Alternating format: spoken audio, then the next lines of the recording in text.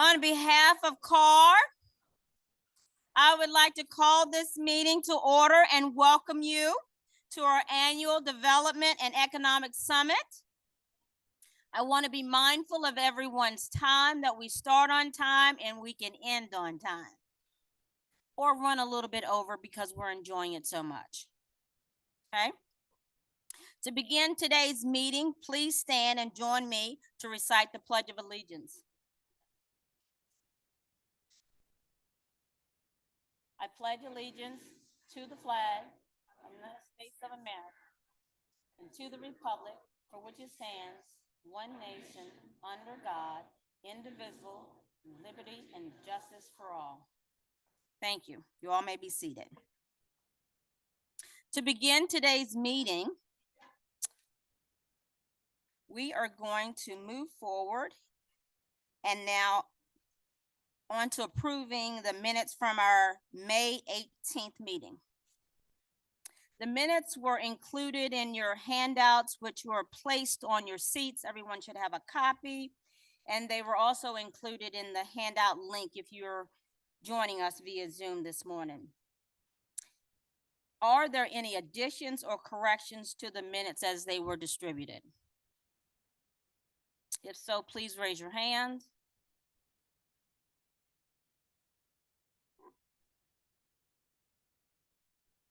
If not, the minutes will stand approved as distributed. Thank you. At this time, I would like for us to acknowledge the antitrust statement, CAAR's antitrust statement. This statement ensures we are encouraging discussions that promote all realtors and does not restrict competition among members or potential members. We work to foster a forum for an open discussion of diverse opinions without attempting in any way to discourage or sanction any business practice. The CAAR antitrust statement will be acknowledged at all CAAR meetings. For a full copy, of course, of our antitrust statement, you can reference today's handout. We are extremely grateful to the following sponsors who have helped us provide this great program today. Our supporting sponsors are Embrace Home Loans, Southern Development Homes, and Virginia Credit Union. We value their professionalism, service, and support for our affiliates, for our CAAR initiatives, and for our members, the support that they give our members. If you haven't already, remember to visit their tables in between the breaks before you leave today.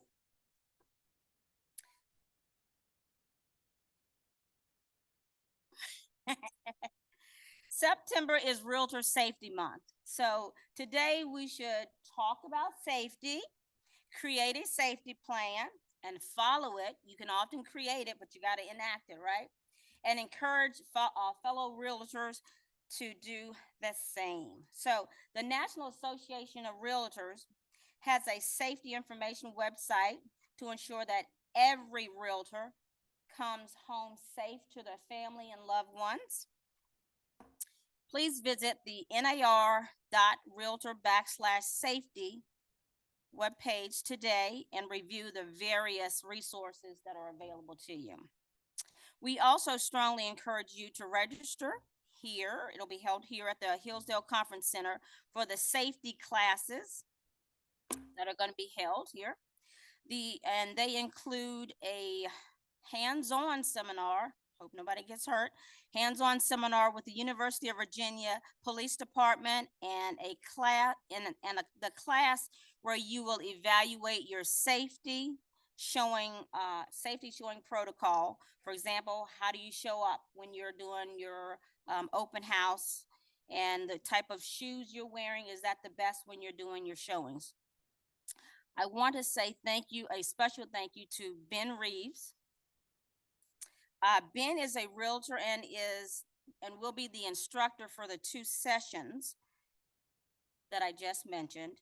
And if you haven't, or if you didn't know that Ben is a realtor, and he had 13 years of service with the Albemarle County Police Department as first sergeant.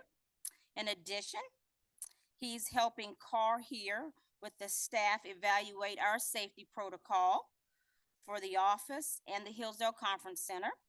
He has been a great asset for us and making sure that we also advise our members as well. Soon he will also be helping along with our CEO, Abby Tamden, at an online safety webinar for the Realtor Association executives from across the country. That's a major honor. And Abby's always stepping up and making sure that CAAR is being noticed on the state and national stage, and we appreciate her for that. So thank you, Abby, and thank you, Ben. Y'all can give them a hand of applause if you like.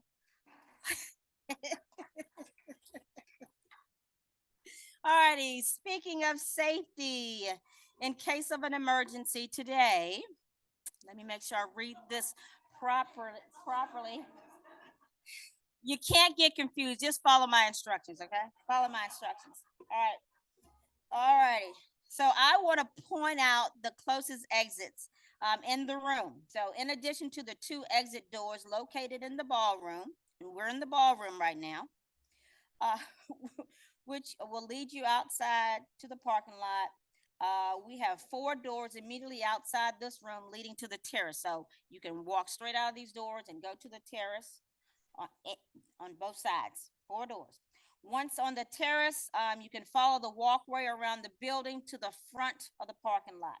You can also exit the ballroom from the pre-functioning area in the same way that you came in from the front, okay? Just making sure everybody is aware. Don't get confused. And follow somebody if you need to. Right? Follow somebody. All right. Now let's move on to, all righty. So let's move on to another great topic, Realtor Political Action Committee, or RPAC. We all have heard about RPAC. How many of you in this room are supporters of RPAC? Yay! That's absolutely excellent. All right. So I see my team here getting ready. So let's remember, no matter how much money you give to RPAC, it's going to go towards you, your business, and protecting home ownership rights for your clients. So you're doing a lot with that one-time donation. We hope that it's a large amount, and they're going to try to convince you to give even more money, right?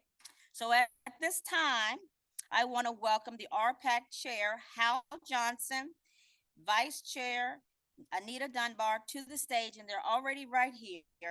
So I'm going to hand it over to Hal and Anita. Thank you. I hate to make people wait, so here I am. How's everybody doing? Good to see everybody. Where's my script, please?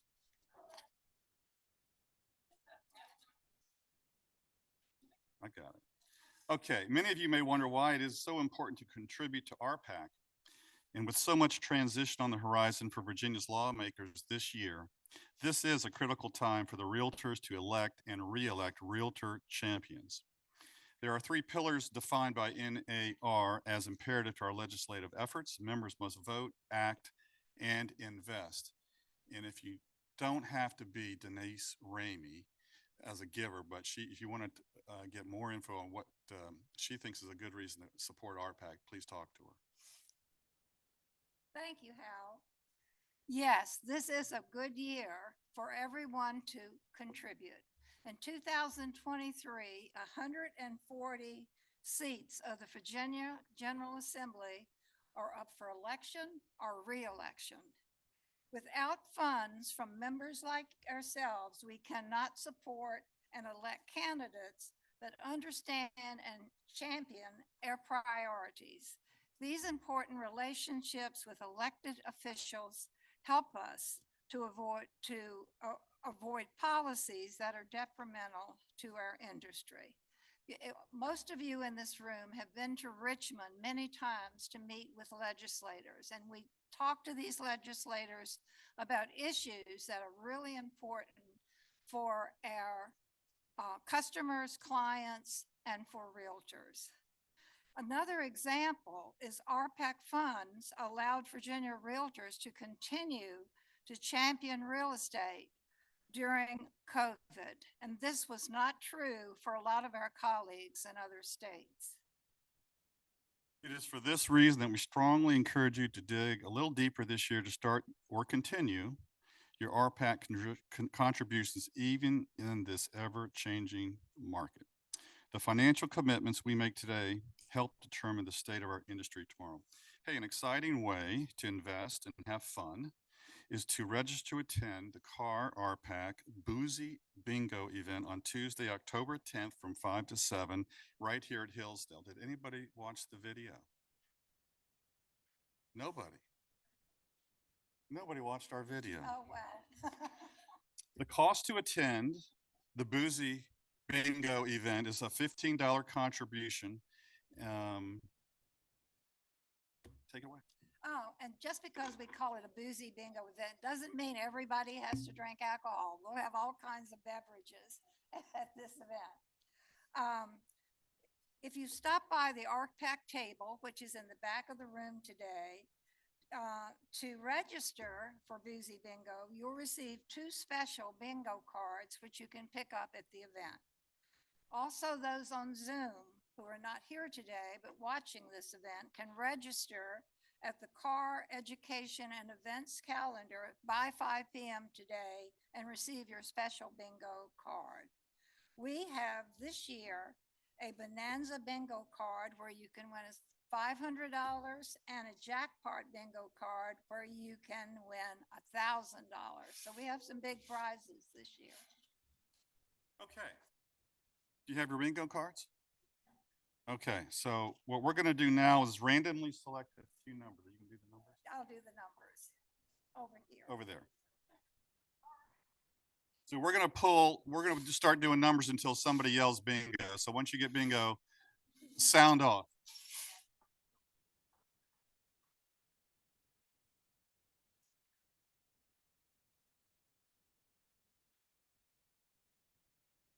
Oh, okay.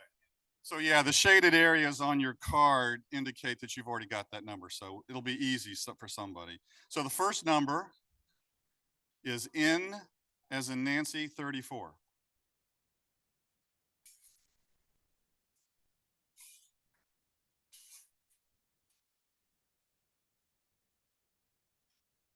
Okay, the next number is the letter O and the number 70. Anybody? You got bingo? Oh.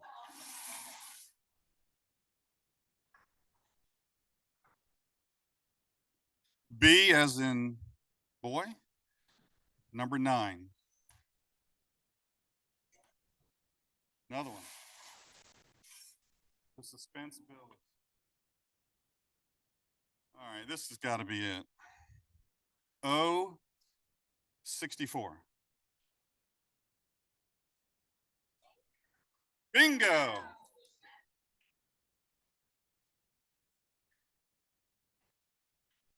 You win a free registration to the event. Yes. Oh, Denise, we got 2 winners? We got 3? 4? Okay, so after the event, come back to the table and you'll get your free registration. Okay. We look forward to seeing everybody on October the 10th. Thank you. Don't forget to stop by the back table and register today.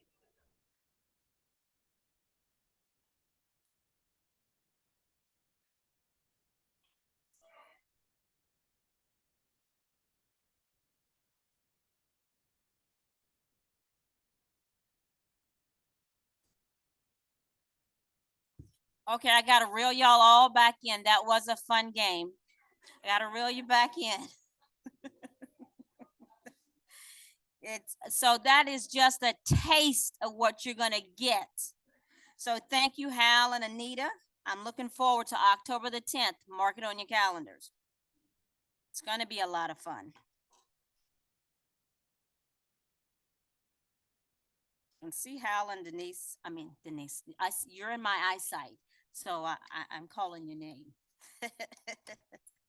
All righty. Next, I wish to acknowledge several members who continue to show outstanding commitment to local, state, and national realtor associations, as well as our local community.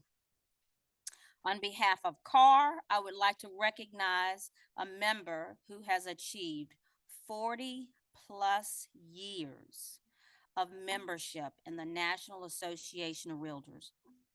This member has brought a valuable and lasting contribution to the real estate profession and to the community in which they serve. He is also a past CAAR president. Michael Guthrie, can you please join me on stage? Come on, Michael. You coming? Come on. I got something for you. Come on, Michael.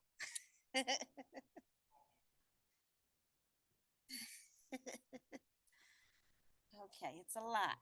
All right. We can't take a picture with me in these glasses.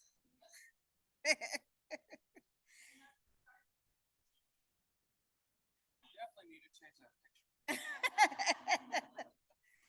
All right, Michael, I am pleased to present you you with the Realtor Emeritus certificate, an official letter of achievement, and a gold 40-year Emeritus lapel pin.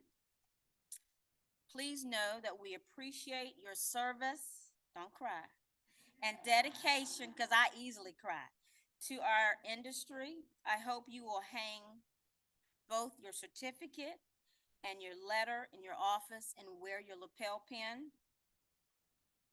You have stood through some challenging times, and you have ensured that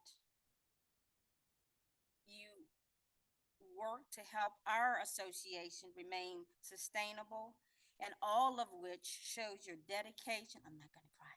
Your dedication and testament to the person that you are, and that how you are so committed to our industry. So, congratulations. Give him a round of applause, please. And there you go. We're going to take a little picture here. And the pin. Thank you so much. Now, Michael, would you like? No, I'm going to give the mic to you for a few minutes. So the most important thing about this award that she did not mention is no more dues. I don't have to pay dues anymore. So that's the thing I'm most excited about as it relates to this. But it is absolutely a privilege to be a part of this association, to be with the Virginia Association of Realtors. Lawrence, it's great to have you here today. We are looked up to throughout the country. And it's not only because of who we are, but it's the way we cooperate with each other and just do business the right way, as well as advocate for our industry. So thank you for this. I'm grateful to be a part of you all.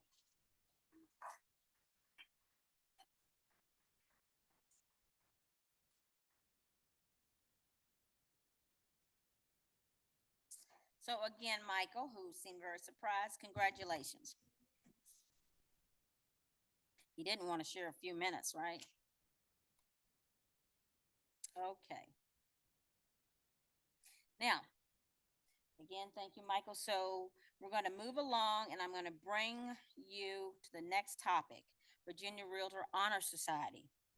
So this program rewards and encourages participation in leadership and education activities on a local, state, and national Association of Realtors organizations. On behalf of CAAR, I'm pleased to recognize the following realtors who have been accepted into the 2022 Virginia Realtors Honor Society. If these individuals are present, I ask that you please stand. We're going to recognize you. And then the audience, please hold your applause until the end. It just makes it a lot easier. And please continue to stand until everyone is there. The first name, Kim Armstrong. Hold your applause. Reeves Bailey, Ann Burrows, Pam Dent, Tilly Jennifer, Kathy Markwood, Donna Patton, Denise Ramey, Pat Surrey, Pat Whittam, and Arlene Yobbs, who is also receiving a 20-year pin. Congratulations. Congratulations to you all on the amazing achievement. Honorees, when everybody's going on a break, I want you all to stay right here because we're going to take a picture and we'll get you your certificate and a group picture. All righty, don't forget. I see you, Pat. All right. As many of you know, during my installation speech, I made a commitment to focus on the importance of diversity, equity, and inclusion. I wanted CAAR to look through the lens of DEI and implement change and remove barriers in all aspects of our association. To help lead this change, I presented a President's Challenge to CAAR's leadership, which included the board of directors, chairs, vice chairs of our committees and councils. These members were challenged to complete 3 out of 5 tasks this year, which included completing the NAR or VAR Realtor Fair Haven training, the NAR Biased Override, Overcoming Bias to Fair Housing Certification course, the NAR At Home with Diversity course, the Virginia Realtors Harassment Prevention training, and visiting CAAR's DEI resource website. I would now like to proudly recognize the individuals who have already completed the President's Challenge. If these individuals are present today, please stand. I'm giving you the same directions as I just gave you from the other group. Okay, hold your applause till the end, and the members continue to stand. From the Board of Directors, Reeves Bailey, Ann Burrows, Keith Davis, Pam Dent, Woody Pincham, Georgia Lindsay, Sharon Merrick, Kyle Olson, Jessica Russo, Aaron Searcy, Amanda Spagoni, Abby Tamman, Candace Vanderlyn, and Josh White. From our chairs, thank you. And from our chairs and vice chairs of our committees and councils, Quentin Beckham, Carol Carter, Pat Crabtree, Emily Dooley, Anita Dunbar. I know you're in here, Anita. You're supposed to be standing, Anita.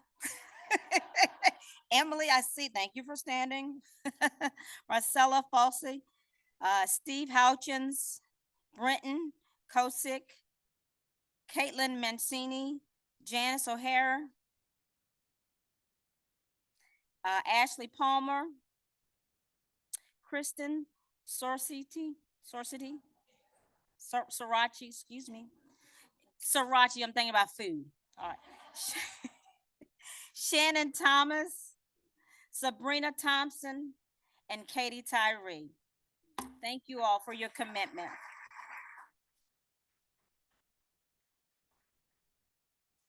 I believe that commitment must be measurable.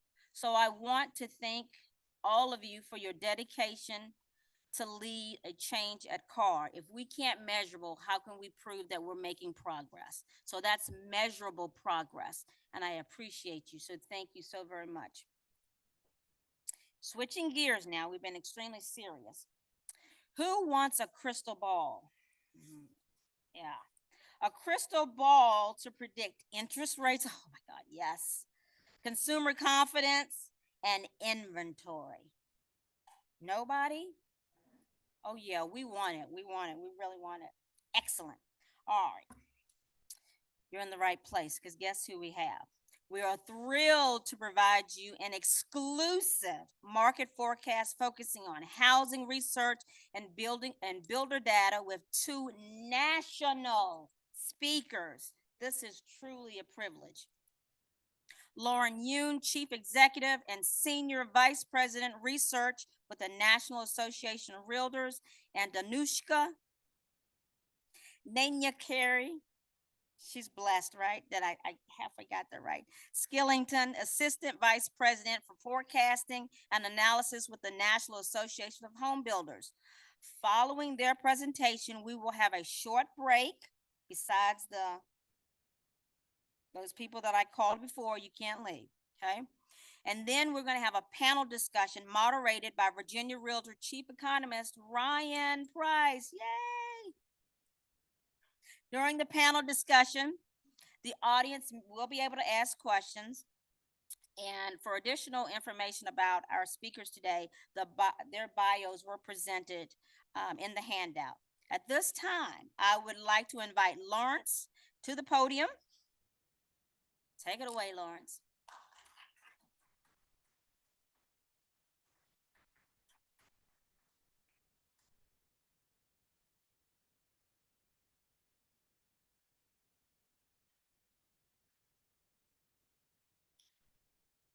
Very glad to be here.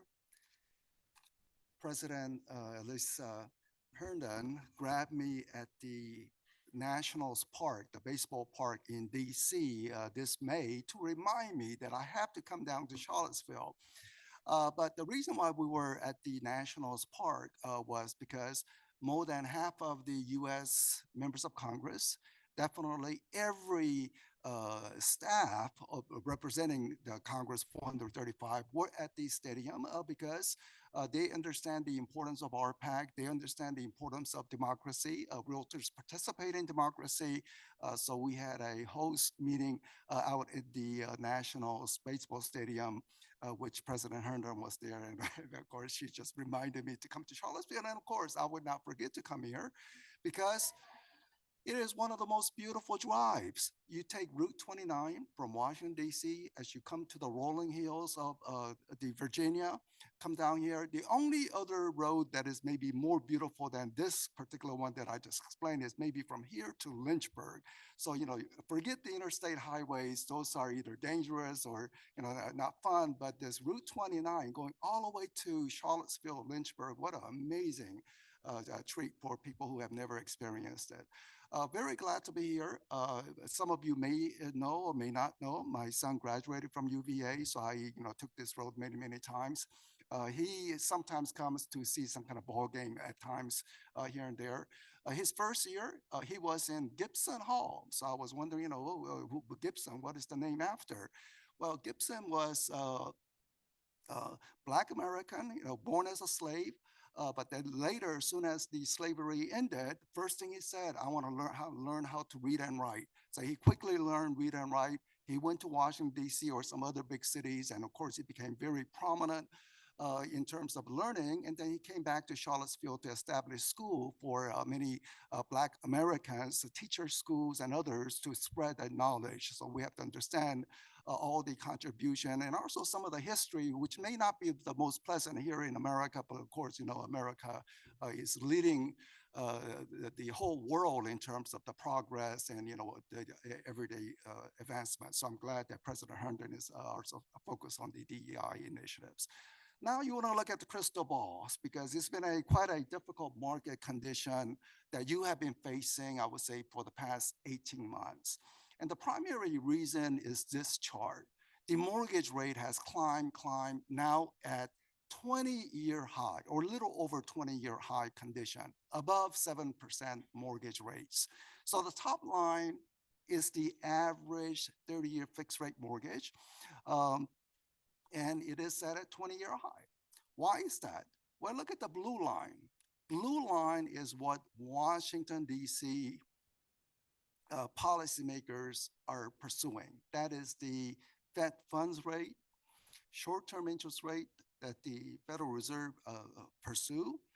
In the middle of the graph, zero interest rate when the COVID arrived. Great uncertainty. No one knew what's going to happen. So Fed went all in to bring the interest rate essentially to zero, the blue line. That interest rate is not for you and me, it's for the banking system. But somehow it also brings the mortgage rates down and other interest rate down. So many of your clients enjoy that 3%, 4%, and they're very happy. Something that you may want to contact them to remind them that it was your service as to why they are happy.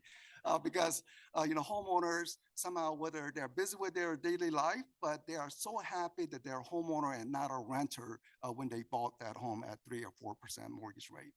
But for people who want to enter the market today, it's difficult. And also people who may want to trade up or trade down. They don't want to. They don't want to give up their 3% mortgage rate. I mean, you have to consider so many life-changing circumstances.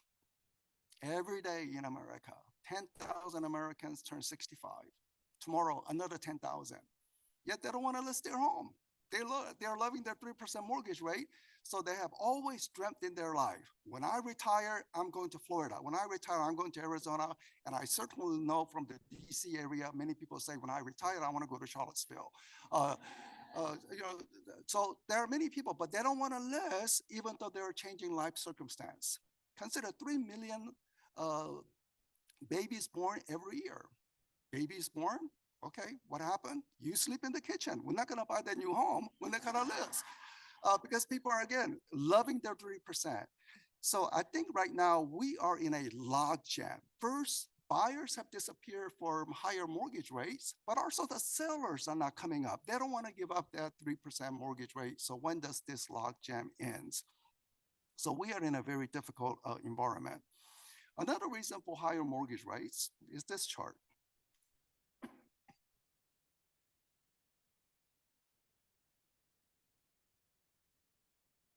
America the Beautiful has been downgraded by one of the Wall Street rating agencies, financially downgraded, to say that watch out if you buy US government bond. Maybe the US government will not honor their interest payments. At least that's what it means when they downgrade other countries. They could downgrade Venezuela, well, you probably will not get your money back. So one rating agency essentially said, it's no longer AAA in America. And what is the reason for the downgrade? Well, the tax revenue coming into Washington is represented by that orange line, while the blue line shows government spending on everything, everything from military spending, military jets, spending on Social Security, spending on food stamp, everything combined. So when COVID arrived, you can say, yeah, we needed that money. We really did not know how everything will play out. But look, we're out of the pandemic. Yet the government spending level is still remain as if we are at the pandemic level. So we have this large budget deficit, and people are beginning to be concerned. Certainly one Wall Street company has become concerned and they have downgraded. And therefore, this adds another decimal point or so to the mortgage rates. So any borrowing cost will be a little bit higher. So high interest rate is causing damage to the US economy and certain sectors. Realtors are hurting. Home sales are down. Commercial real estate transactions are down about 50% from 2 years ago. So you want to sell that bakery out in the corner? Well, it's for 50% fewer. Sell the office building? Difficult. Commercial real estate prices are beginning to come down. Not residential prices, but commercial real estate prices are beginning to come down. Community banks are in a huge mess. People are essentially saying, I will take my money out of the community bank unless you pay me 3% or 4% interest rates. So they have to offer, given that higher interest rate. So if you are saving some money, you should be getting some return on your interest. But many community banks have already invested their past deposits into, say, commercial real estate or mortgages or other that pays only 3%. So just consider, you are getting 3% return from your past investment, but you have to pay the depositors 4%. Well, it's not a good business model. So they're under tremendous stress. Furthermore, community banks have exposure to commercial real estate, which is very wobbly at the moment, which means more hit could be coming towards the community banks. And then you wonder, why are the big banks not here? Because big banks, I don't want to start a conspiracy theory, were tipped off about higher mortgage rates or higher interest rates. They were not really necessarily tipped off, but big banks have to undergo something called stress tests. That is to say, they come to Washington, meet with the Federal Reserve and other bank regulator and say, okay, let me see your balance sheet. And we want to make sure it is safe under worst conditions. So they say, okay, what happens if we were to raise interest rate by this much? And they would say to a big bank, you know, your balance sheet is not straight if we were to raise interest rate this much, so you better readjust your balance sheet just in case interest rates are high. So the big banks, in a sense, were prepared as to what would happen if interest rates were high, while the community banks were completely taken by surprise when the interest rates were aggressively raised. They were just hanging in the wind, and consequently, it's the community banks that are under tremendous stress, while the big banks are fairly in a solid state in terms of the balance sheet. By the way, if you have the money in a small bank, don't worry, you don't have to pull the money out. FDIC insured. Furthermore, even if it's beyond that amount, I'm sure the government will assure that you get your money back, just like what happened with the Silicon Valley banks. So don't worry about pulling out the money, but I'm just saying that balance sheet is damaged in the current environment. And then we have the economy. Fortunately, we are still adding jobs, but each passing month, the job addition is a little lighter than before coming. And of course, higher interest rate means more interest payment on the federal debt. So let's look at some of the damages. Your business, home sales. The line in the middle is March 2020. So essentially it's pre-COVID, post-COVID. In hindsight, pre-COVID home sales were fairly stable. Little increase, little decrease. So say April, you compare the year before, maybe it's a little better or a little worse than you compare May versus May, and no big changes occurring. Then COVID arrived and big disruptions. First, the lockdown. You talk to Pennsylvania realtors, they will say it was a mess. The realtors there were trying to convince the Pennsylvania governor to say, look, you are allowing people to go to grocery store. And we understand people have to eat, they have to go to grocery store. But when the realtors hold open houses, we can guarantee it will be much safer than people visiting grocery store. But Pennsylvania governor said, nope, you're not gonna do open houses. So they put the economy, real estate on the lockdown for a long period. But as President Herndon explained, in Virginia, you talk to the governor to say, oh, you can do open houses in a very safe way. So he was able to, you were essential business and you can get some business. But in the first few weeks, lockdown. But once the lockdown finished, record low mortgage rates. Furthermore, people wanted to escape big cities. They said, well, I'm getting out of the where there's more possibility of catching a COVID. So outer suburbs, rural communities, resort communities all benefited from people exiting some of the big cities along with mortgage rate, and there was a real estate boom. Then steady decline. That steady decline is occurring from higher mortgage rate, then further higher mortgage rates, and further. So right now, home sales are about 23% year to date below 1 year ago. This is the national data. I think the Charlottesville data is about, I think 17%, maybe Ryan could explain Charlottesville figures a little more, but similar, not drastically different condition. You look at the home builders, which Danushka will definitely go into more, but I just want to illustrate that line looks very similar, pre-COVID, post-COVID. Only difference is that home builders are back up to pre-COVID. So let me go back to the realtors. So MLS transactions is like this, well below pre-COVID, but the home builders are back up to pre-COVID.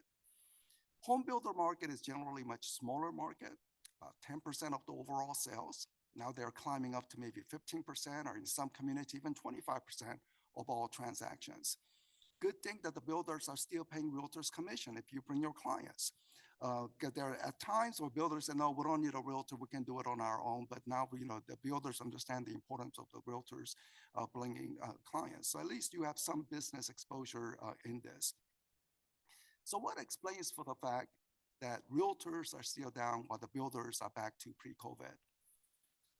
Here it is. Inventory availability. Existing home inventory in the MLS system is at historically low. It is about half the level of pre-COVID 2019 condition. Simply not available.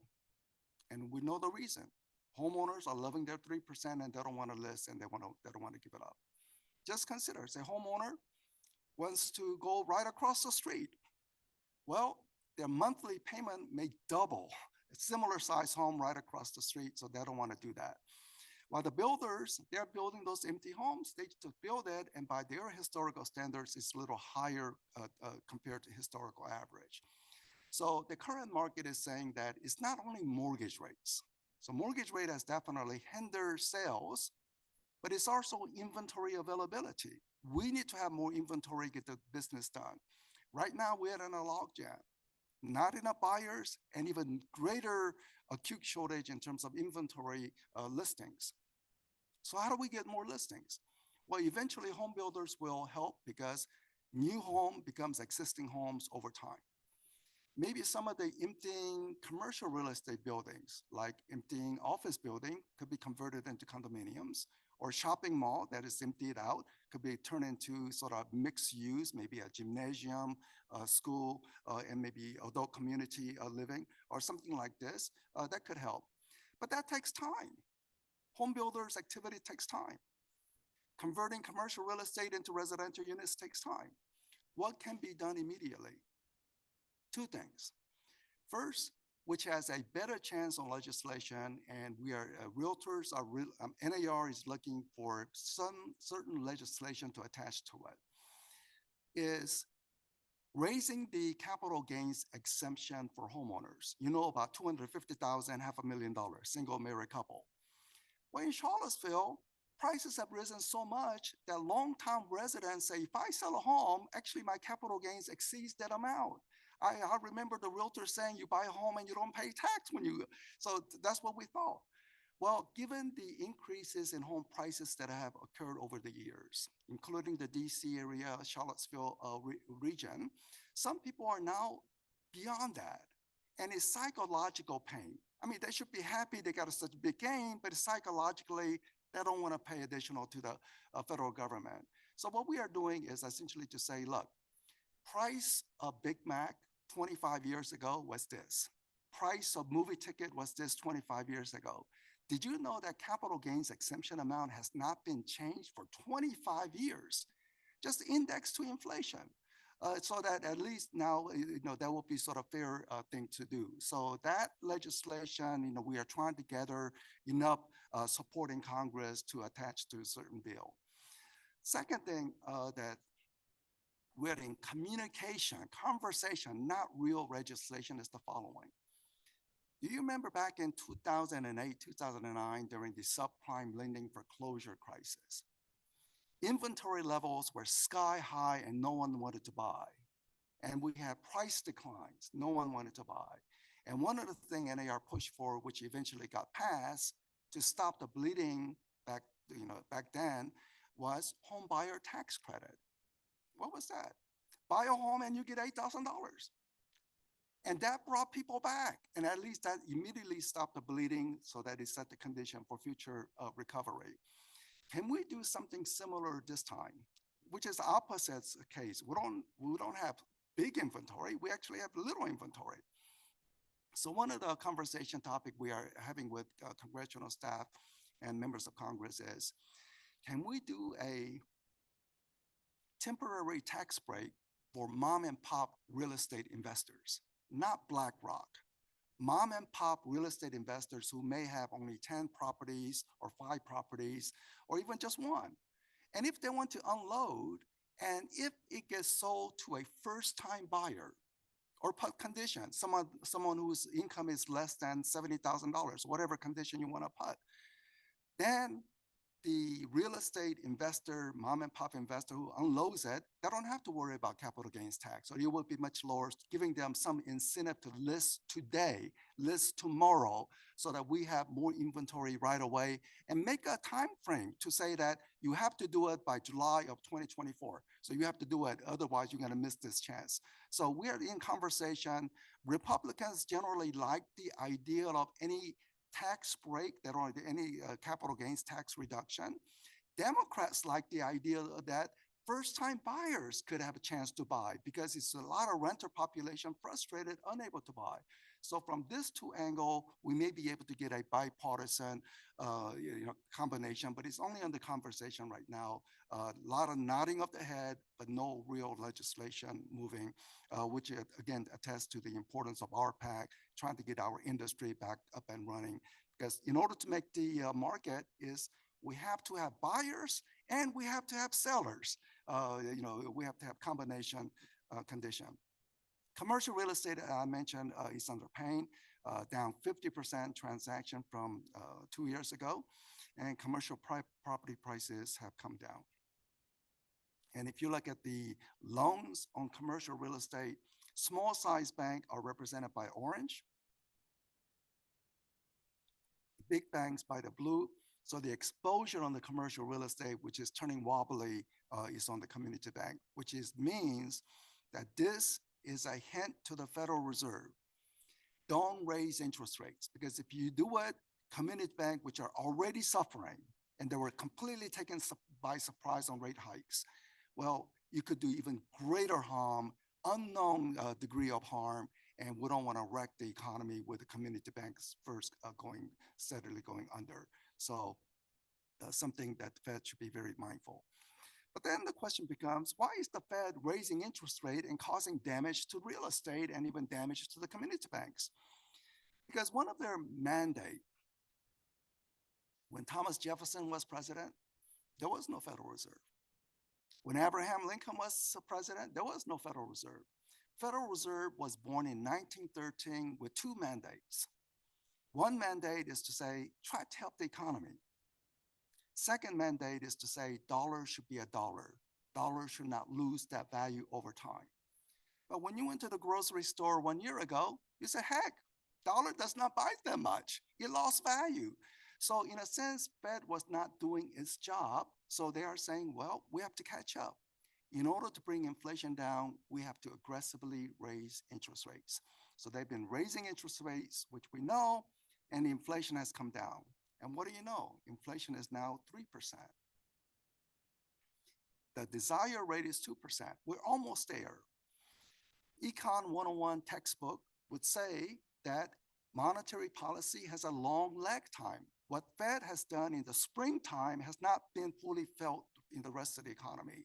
So maybe the Fed should just stand by and see what happened to inflation on its own without needing to raise interest rates. Because in 2 weeks, when they meet again, Wall Street is betting it's 50-50 chance the Fed will do another rate hike, coin toss. And I think if they were to raise interest rate, it's a big mistake, causing huge damage to the community bank, certainly causing damage to the real estate. So I hope they are on stand pat, and maybe they could cut interest rate as we go into next year. Let me actually, for the sake of time, go into this. Apartment construction currently is at a historically high, 40-year high. When you see a construction crane in any city, Richmond, Raleigh, North Carolina, DC area, and you say, are they building office building? Most likely they're building apartments. So apartment construction right now is at a 40-year high. And private sector data is saying that because of so many empty units coming onto the market or will come to the market, apartment rent growth is now only about 2%. It was good last year. It was almost 10% rent growth last year, but now it's about 2% rent growth. But the government is saying something else. Government is saying rents are rising not at 2%, but is rising at 8%.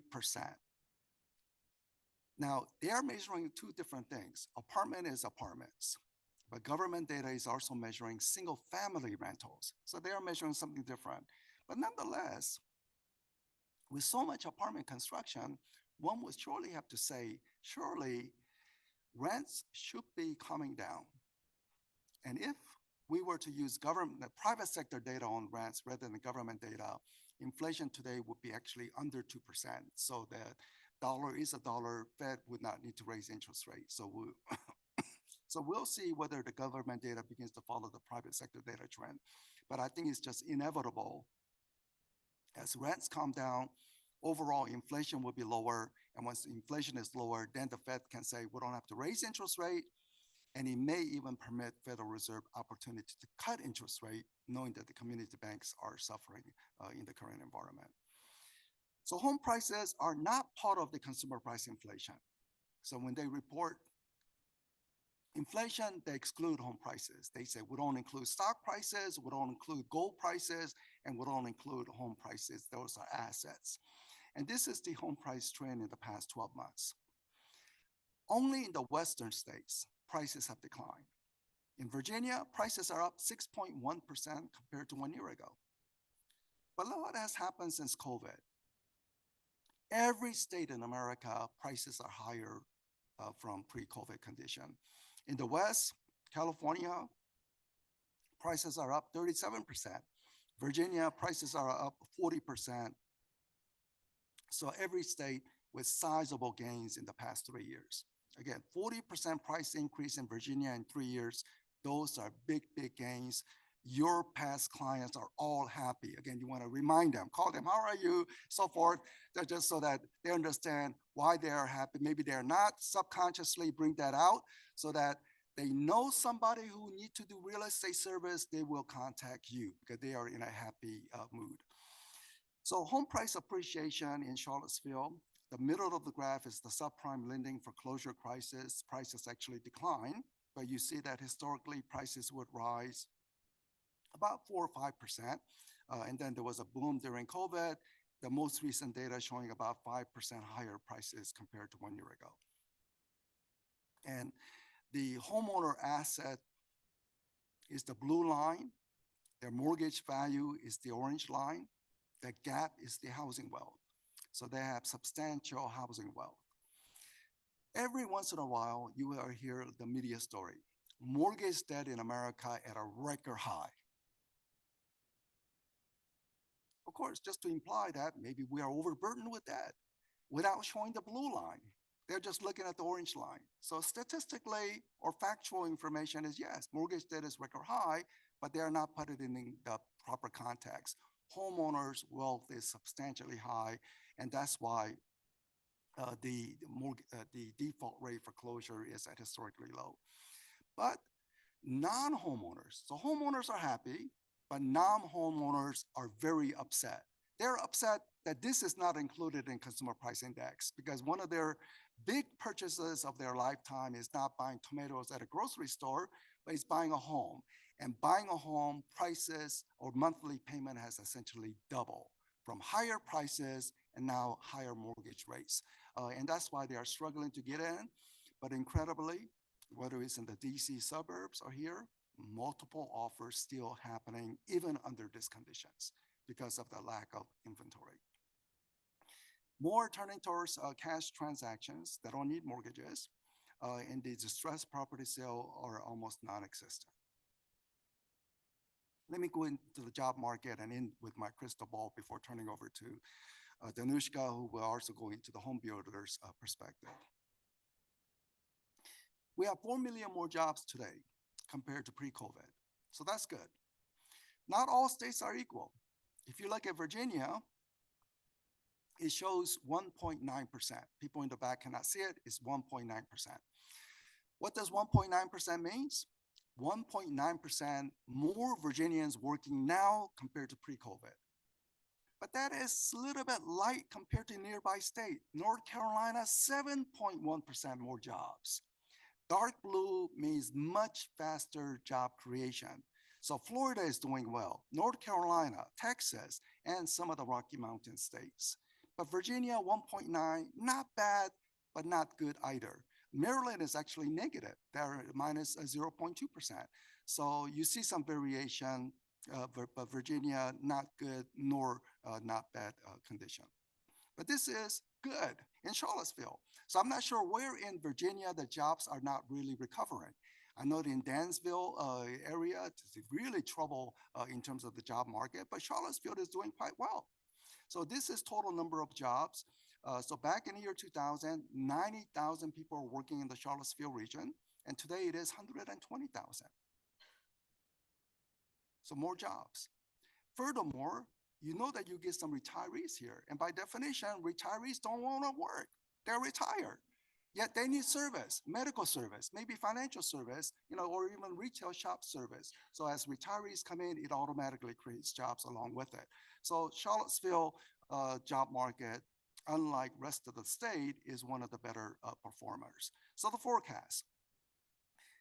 In the short term, mortgage rate could hit 8% end of September or in October if the Fed raises interest rate in a couple of weeks.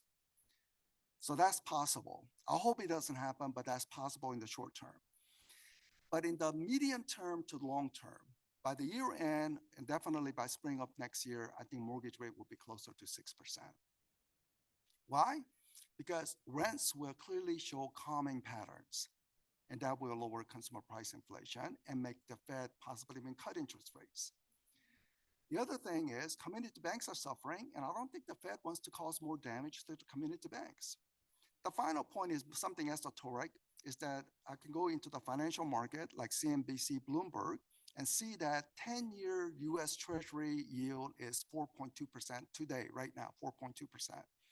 So if the government has to borrow money, they pay 4.2% interest rate. Well, that means the mortgage rate should be 6.2%. So it's always 2 percentage points higher on the historical relationship. So mortgage rate today should be 6.2%, but it's not, it's 7.2% higher, wide spread. Now, we should not have this wide spread because most mortgages have government guarantee. FHA, government guarantee. The veterans mortgages, government guarantee, and most mortgages originated by a mortgage broker get sold to Fannie and Freddie, government guarantee. What does government guarantee mean? Homeowner cannot pay mortgages. Well, people who provided the mortgage, they will get the money back from the government. So if the government is borrowing at 4.2%, people would say, well, lending to mortgages at 6.2% is a good return. But somehow people are shying away from mortgages. Right now, mortgage rate is 7.2%.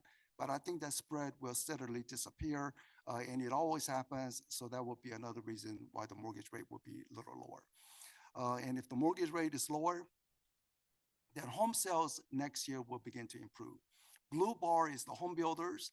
Home builders actually will do, in my forecast, better this year compared to last year, just the blue bar. But the orange bar, with the Realtors, MLS transactions, will only pick up next year. So just hold on tight. And hopefully things begin to improve. Now to bring the home builders perspective and different economic perspective, Danushka from NAHB. So take it away. Thank you.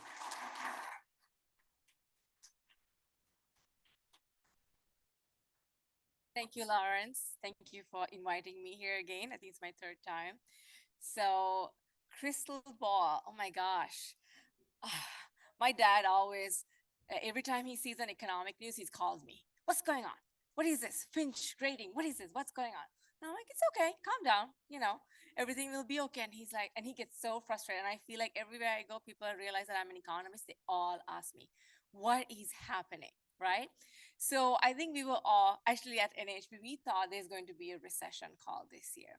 And I think we were pleasantly surprised that there was no recession. It was like this most anticipated recession in history, I felt like. Every panel I was in, like people are like, oh, there's going to be a recession. But there was nothing. So the crystal ball was clearly wrong on that one. We actually took the recession off the table now. So the first half of this year was much stronger than we thought. And then third quarter, the momentum going into this third quarter is even better. The Atlanta Fed now is projecting over 5% GDP growth, which is crazy in my mind. But nevertheless, things are looking better than it did earlier this year. So this year we're expecting the economy to grow a little over 2%, and then definitely going to be not a recession, but maybe some sectors, right, such as housing, which is very interest rate sensitive, which we've seen the declines earlier this year and end of last year, should continue to struggle, I think, if the Federal Reserve holds a tight monetary policy stance. So just about 1% growth rate for the next couple of years. But I'm hoping, we would see some sort of, like something better than this. But I'm also concerned that the student loan payments coming due from next month, what that's going to do for consumer spending and the retail sales. So I'm kind of concerned, but I think it has looked much better than what we were expecting earlier this year. Employment, and Lawrence talked a lot about this too. We've now recovered all the 22 million jobs that we lost in 2020. We recovered all of this, but the job creation has definitely slowed down. Unemployment rate actually ticked up to 3.8%, which is not a bad thing, because that means more people are coming back into the labor market looking for work, which is a good thing. And the job openings rate has actually slowed down too. So last year, March, there were 12 million open jobs, 5 unemployed people. So roughly over 2 open jobs per unemployed person. So if you were really looking for a job, I think there was plenty of jobs around, right?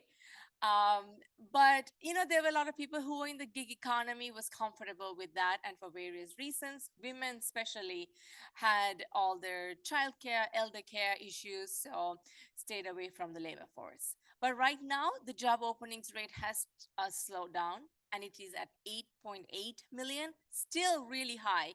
And we believe that the Federal Reserve would like to see this around 8 million. The labor market is still strong, but we don't have such a hot market where the wages are increasing too. The labor force participation rate, still below February 2020 levels. We still have ways to go on that. And look at the men. This is the portion of men, right? So early 1940s, around 86, 87% of the labor force, the men's labor force, were working. Right now, it's hovering under around 70%. So we need to figure out why men, which is a critical component of the labor force and the economy, are not working. Lawrence, you have thoughts?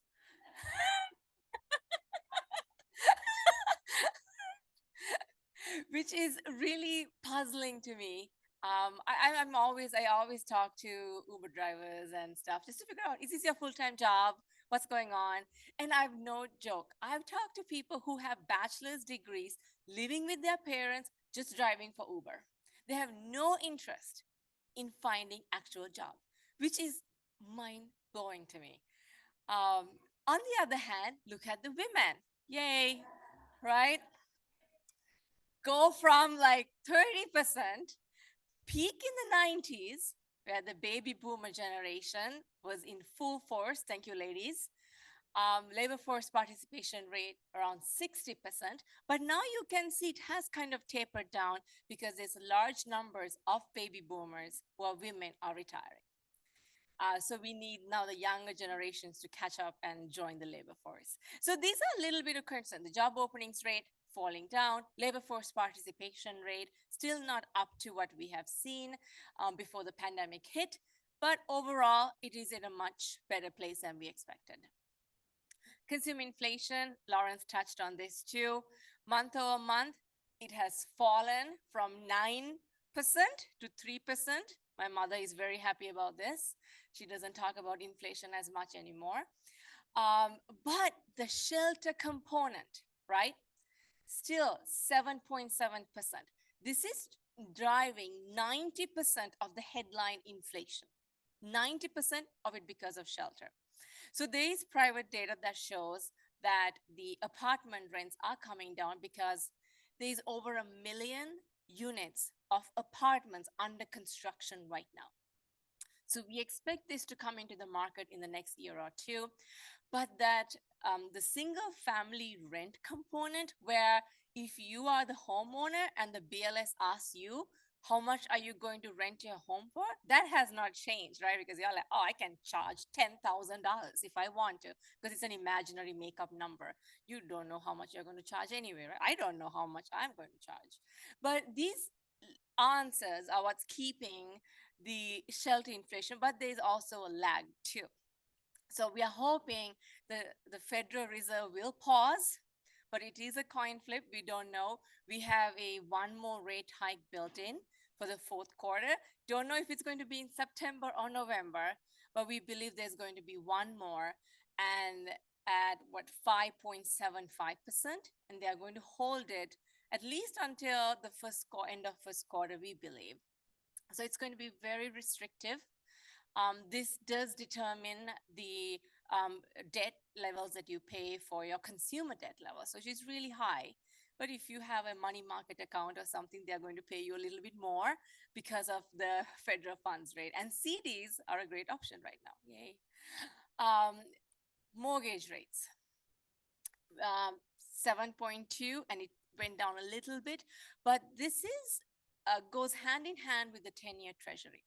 Usually there's around 200 basis point spread between the two, but now the spread has widened. That's why you see now even the treasury is above 4% right now, 10-year treasury. The 30-year mortgage rate is hovering over 7 right now, and it's going to be, I think, higher for longer. I think that's what we are believing. Next year, end of next year, it should settle around 6.5, but those 3% rates are just gone for sure. And I get this a lot, people laugh at me when I complain about the interest rates. If you have bought a house in the 1980s, you paid 15%, right? Right? And I was like, what? You paid $5 for your house. So what? Right? Like now it's $425,000 median price. So, you can't really complain, right? So I know this is a generational gap. I'm a millennial, so I'm like, I don't want to hear your 15% anymore. So, but it's a real cost, right? Now you're paying around $1,000 more, 3% versus 7% for that house, which is an insane amount of money when you think about the other debts that you're carrying, especially the younger households, the cost of living increase, food 5% over last year right now. So it's very expensive. So, it seems like there's no end in sight for a lot of younger home buyers right now. I think the magic number is around maybe 5% mortgage rate. What do you think, Lawrence? Yes? No? Lawrence is not committing to this one. I think that's where we could see the home buyers coming back in. And then at least the builders are saying 5% seems to be the magic number, but I think we're ways off that. I think 6.5 is where it could settle in the long term. All right, so that's the macroeconomy. Household balance sheets are actually in pretty good shape considering everything. The mortgage debt has ticked up. It's because of the higher home prices. So that's what's driving, you see the pandemic lows, and then it has ticked up. And then the consumer debt is a big concern for us, right? The credit card debt levels have gone back to now the 2019 levels. People are putting a lot on their credit card. The auto loans are 6-7 year car loans that people are taking for their $50,000 cars that they're buying right now, right? Depreciating asset, you're going to end up paying more than the car is worth at the end of the day. So, but it is the chip shortage, the fact that we don't have enough new cars have driven up the auto prices up. And then the student loans, $1.6 trillion in student loans, and majority are going to come, federal loans are going to start resuming from next month. I even saw an article last week, it's saying log into your account to make sure you remember your username and password because you haven't paid this for 3 years, right? For a lot of people, they don't even know how much money they owe anymore. So I saw all these articles popping up. Oh, it's going to start due soon. So what does this mean? This is a cost burden to younger households. And I believe that these types of loans prices out these younger home buyers from home ownership rate, which is critical because it is the American dream to own a home. And but you're like, oh, so what? They have student loans, but they have degrees, right? So higher lifetime earnings eventually doesn't matter that they have the carrying the loan. But 30% of these students who take on these loans actually drop out of college. So 1 in 3 students drop out without completing their degree. So then they don't have a degree to speak for, but they still have the debts that they have to pay. So that means they won't have those high lifetime earnings to pay off these debts. Home ownership rate. The peak was in 2004 at 69%. I don't believe that we are going to see those levels anytime soon. Right now, it's at 66%. And this is really a shame because for majority of Americans, the home is their primary wealth generator. So if they don't have that, that means there are repercussions towards the end when they need access to funds and they don't have money.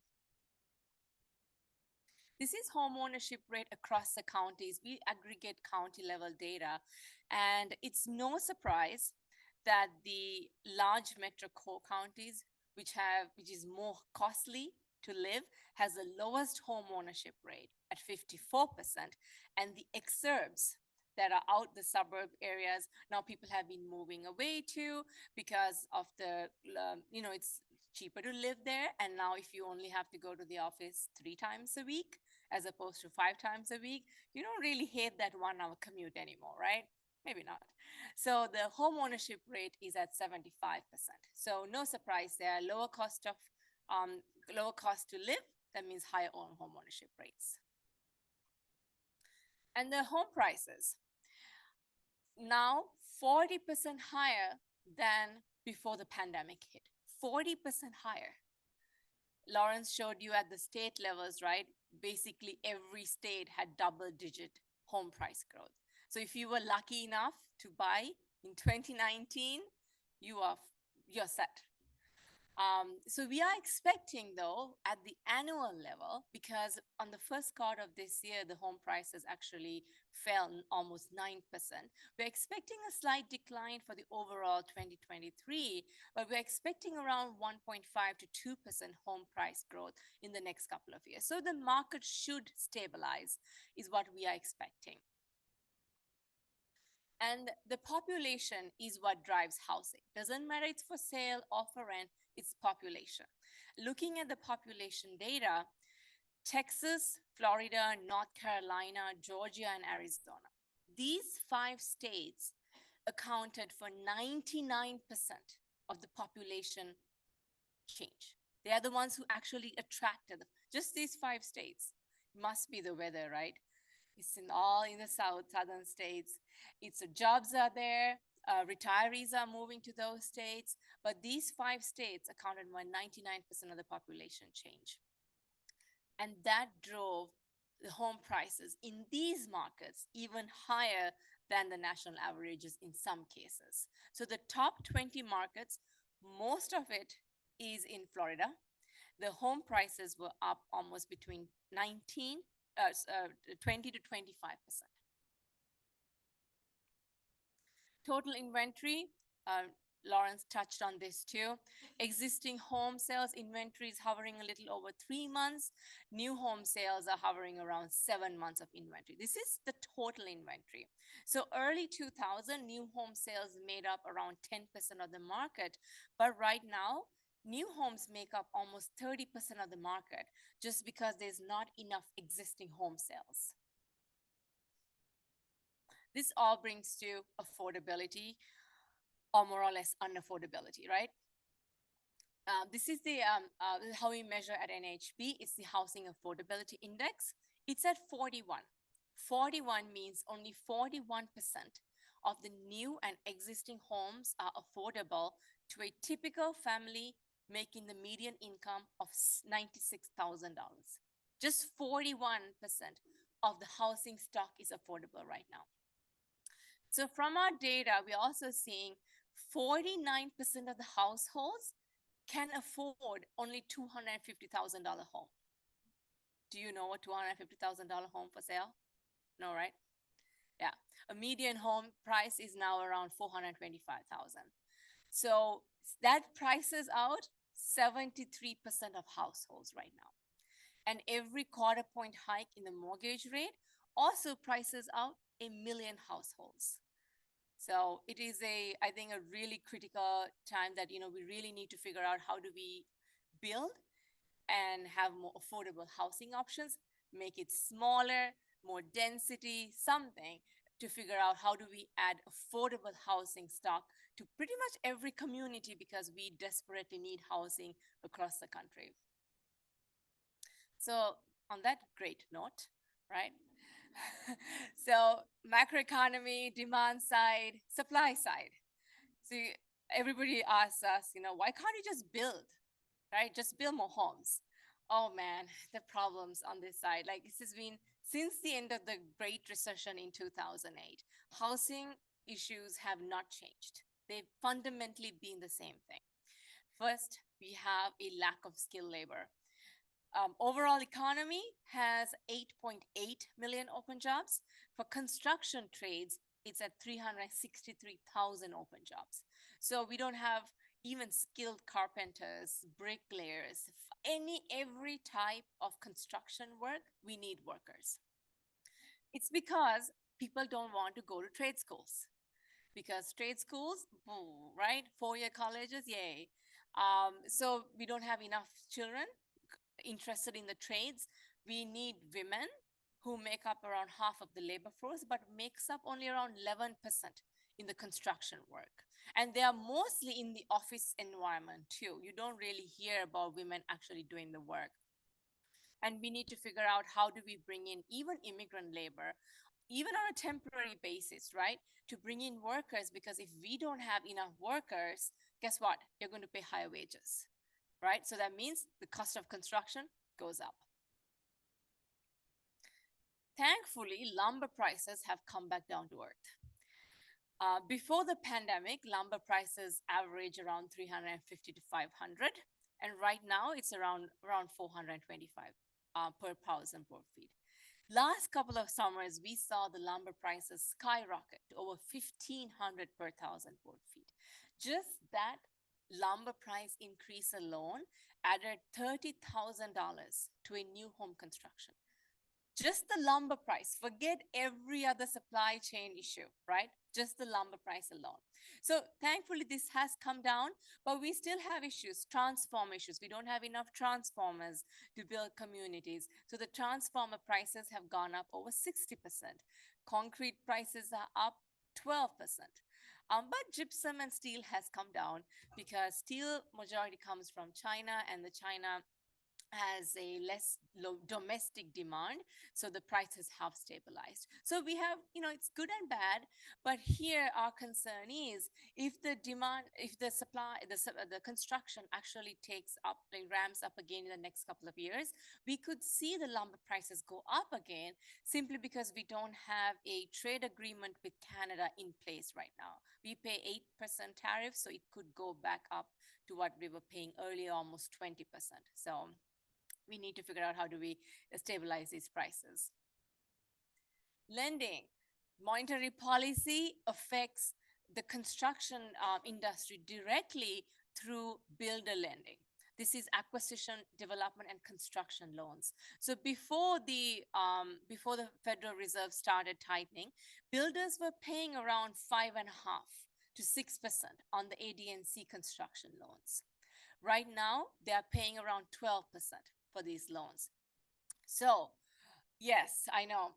So majority of the construction, the builders are small builders. They're mom and pop. They do a few projects. So if they don't have access to financing, they're not able to build these projects. So we need to figure out how do we bring the lending cost down for them. All right, so construction outlook. Things were going really well this year. We saw our builder confidence. This is our NHB Wells Fargo Housing Market Index, flagship index at NHB. Things were going really well this year, and all of a sudden this month it tanked back to 50 again. That means that the builders are actually very, very cautious. This is a forward-looking indicator for us. 50 is a neutral level here. Above 50 means that the conditions are better. Below 50 means that the conditions are worsening. Can you guess why the builder confidence is low? It's the interest rates. Yeah. So they are saying they are seeing that the buyer traffic is down, and at the same time, their lending costs have gone up. So the builder confidence is at the neutral point. We are concerned that we could see this going into negative territory again in the next few months. So we use this to build our forecast. So last few years, right, remarkably resilient. We built over 1 million units each year from 2020 to last year. But last year was the first decline since 2011 for single family construction. Still built over 1 million units, which is great. But right now we are expecting only around 900,000 units of construction for this year for single family, and next year around 950,000. And we do not anticipate single family construction to be over 1 million units until 2025. And you could ask me, why are you so pessimistic? Look at this map, right? This is single family permits map. This is a forward-looking indicator. This is very well measured, marginally revised. It's really ugly, right? Yeah. Only Hawaii and New Jersey, and next month we'll see Hawaii down too, I'm sure, after the wildfires and everything. Only 2 states had positive growth for permits. Every other, last month, this was all negative. So it's actually looking a little better, right? I know. There was one time that Rob Dietz was like, I can't show this map to builders. I'm like, I understand. So this is showing us where the permits are. This is looking at year-to-date January to June this year compared to last year. So things are not looking great. And to even further elaborate my point, look at the 10 largest single-family markets by permits. Houston is down 8%, Dallas is down 19%, Atlanta is down 14%, Phoenix is down 33%, Charlotte is down 13%, Orlando is down 9%, Austin is down 39%, Nashville is down 17%, Tampa is down 22%, Raleigh is down 10%. So these are all in the 5 states that I mentioned where people moved. So definitely we don't have a lack of demand, right? It's the supply side issues that we have that are hindering the construction here. And the 10 largest markets are all in the South, and the South accounts for more than 50% of single family market. So you can see all these large metro areas are all down compared to last year. So that's single family. Multifamily, on the other hand, had a stellar 2022. For the first time since 1986, we built over 500,000 units of multifamily construction. And right now, we have over 1 million units under construction right now. So that's the reason we have a multifamily declining this year and next year. It's along with that, with the commercial lending standards are high too. So this is why we're expecting the multifamily market to kind of slow down, and then 2025 to go back to trend. And this is the permits map. Half and half. I would not really look into, wouldn't read too much into the growth rates here. Look at the trend, simply because multifamily projects are really large, takes a few years to complete, so much more volatile in their permits. But even then, New York, the largest market for multifamily, is down 43%. Dallas is down 23%. Houston is down 22%. Phoenix is up. LA is down, Austin is down, and then Washington, DC, and Denver area. So these are large metro urban areas, right? So they're all down for multifamily too. All right, last slide. Just want to kind of feel like, just get a couple of next years. We believe that the Federal Reserve will start easing interest rates next year, and then the rates should normalize. And single family home building, we really need to be building around 1.1, 1.2 million units every year just to keep up with the demand, because guess what? The millennials are here, right? We all hear about them. 45 million households between 25 to 35. We have so much demand. And the Gen Zs, the oldest Gen Zs have now graduated college too, cannot believe. And the Gen Alpha is there too. So we have enough pent up demand. It's just the fact that when the demand comes back and when we pick back up the supply again, we could run into the same issues that we had since 2008. The lack of lots, the AD&C availability, and the building materials. But looking through 25 to 30, like I said, we have so much demographics behind us right now. So we have enough pent-up demand. We could actually be building if we get the supply side sorted, right? We get the zoning reforms, we have land in the system. We could get some of these issues sorted, and we can reduce the structural housing deficit. At NHB, we estimate it to be at 1.5 million units. Freddie Mac estimates it to be at almost 4 million units of housing deficit. So we could chip away at the housing deficit if we can build around 1.2. But 2030 and after, Gen Z, Gen Alpha are much smaller population cohorts. That means the long-term outlook for housing could be less. We might not need that much housing anymore once they come into the peak home buying years. So it's something to think about. Thank you so much. I believe we are going to hold the questions for later.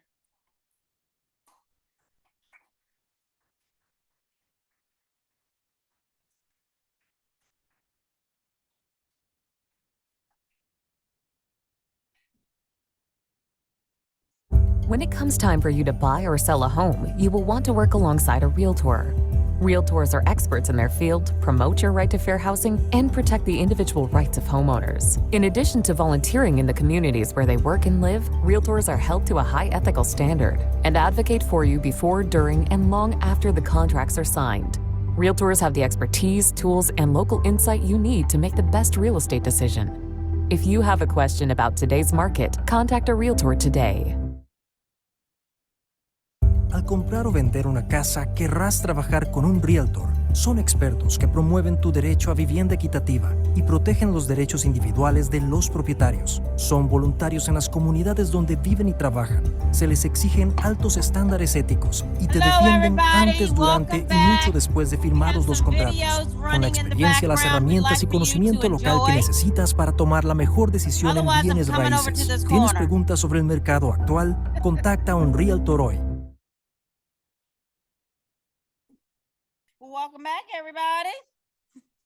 Hope you enjoyed the break and had a chance to visit with our sponsors and connect with members and, of course, industry partners. So, in collaboration with both the leadership team and various members from Communications Committee, Diversity, Equity, and Inclusion Committee, CAAR produced a local value of realtor commercial, which y'all just saw, right?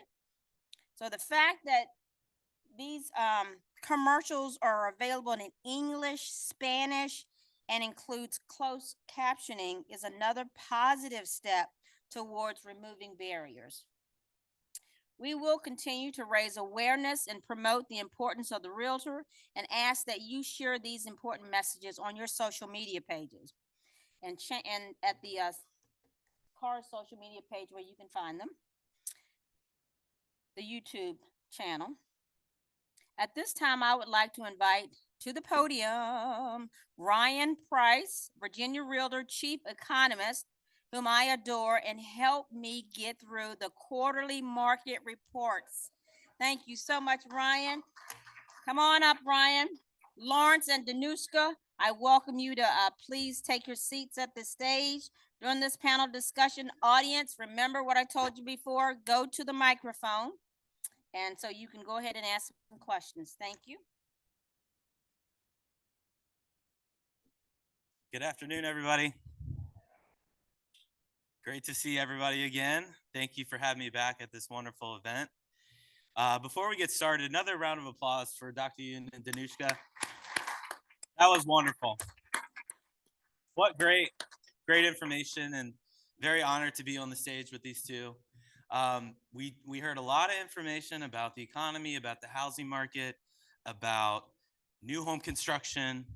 And so I think the goal for this panel, we have about 15 minutes to get into some Q&A with the panel, is to really kind of connect the dots, right, of the themes that we heard, and then connect those dots to how it could be impacting your business, how it could be impacting your clients in the day-to-day. So let's get right into it. We're going to have a few questions for the panel, and then hopefully some time to open it up to Q&A. So certainly if you have some burning questions, feel free to keep those until the end of the session, and then we'll go ahead and open it up to the floor. So I think to start it off today, really an appropriate place to start would be with something that probably everybody in this room is grappling with in their business, with their clients, and that is supply. Show of hands, who is grappling with the supply issue, the lack of supply? Here in Charlottesville, I know I look at the data every single month, anemic supply here in Charlottesville region, but all over Virginia and the country. So we know that there are a lot of factors keeping the inventory levels constrained, as we saw in Dr. Yoon's presentation and Danushka's presentations. The lock-in effect, reluctant sellers, the underproduction of housing. And so two-part question to kind of kick us off here for both of you. Realistically, how long do you foresee this tight inventory impacting the housing market? When do you see it loosening up? And then the second question I think is more telling. What are some of the key factors that could really start to move the needle on expanding the housing supply? And we'll open it up, whoever wants to start first. So how long and what could move the needle on the tight inventory conditions? I discussed about the policy measure. So, both increasing the homeowner capital gains index to inflation, so that some of the long-time homeowners who may want to downsize now would have incentive to downsize, that bring more inventory. The real estate investor tax incentive, that I'm not sure how much momentum could be built on that. But the market forces, those are policy, but the market is, we expect how the mortgage rate could change the market dynamics. And I think first, the psychology of the homeowners or home buyers, they saw their business colleague or someone they knew bought a home at 3%. And you ride an airplane, they never reveal what's the airplane ticket of the person sitting right next to you. Otherwise, you're going to be very jealous. Same situation where people may say, well, if my friend got at 3%, I don't want to pay 6%. But I think slowly and slowly, people will digest that 3% is an impossibility going forward. Those were bonus rates for people who got it. And I think that what is new normal? I think people's mindset on what new normal will essentially begin to move the market. And in my view, I think 5.5%, 6.5% range is probably going to be the new normal from next year after some difficulty this year. I think, yeah, the interest rate is going to be I think the biggest key. I have a story here. My parents-in-law, they bought a house in 2019 or 2020, refinanced it to like 2.7 or something. And my father-in-law has mobility issues. It's a split level house. He refusing to move because he does not want to pay 6%. He rather put an elevator in the house than actually move. And I'm like, you're nuts, right? I said, but slowly I think he's going to, every month he's like, what's the interest rate going to be? What's the interest rate? I'm like, 3% is gone. forget it. Forget you ever had that, right? 5.5, 6 is something that you should probably be is going to get. That's well. And I think that's the rate where most people are going to be comfortable with. And that's where, the older homeowners would be willing to think about selling and downsizing. And then the more, I think younger home buyers would actually come back in. And I think that's where I think we'll see the needle kind of move a little bit. 7% is a little bit harder for a lot of people to digest, but 5.5, 6%, when things, I think, settle, is where it's going to be. So we talked briefly in the presentations about the job market, pivoting now to the job market. And as the saying goes, a home is where a job goes to sleep at night. And so really the health of the job market directly impacts the pipeline of buyers and sellers in your local market. And we've been seeing this job data month after month, in many cases exceeding expectations. The durability and the resiliency of the job market has really been a standout, I think, as we've been going through the past year or so. Now, it has started to kind of slow down, as we saw in Dr. Yoon's slides there. And I think that's actually good news, was my takeaway there, because really when we have a slowdown in the job growth, we're having a little bit of a downtick in the inflationary pressures. So my question is, typically when we have the Federal Reserve tightening monetary policy at the rate that they have, typically we would see a sharper downturn in the job market. We haven't. So question for the panel is, what are some of the drivers of the solid job market that we've been seeing amid the Fed's actions over the past year or so? I think it's the lack of labor. We don't have enough workers. And you see from the job openings rate, we've had like historically really high job openings rates right now, and we just don't have enough workers to fill that. So I think that's the issue. So you look at what was in pre-COVID.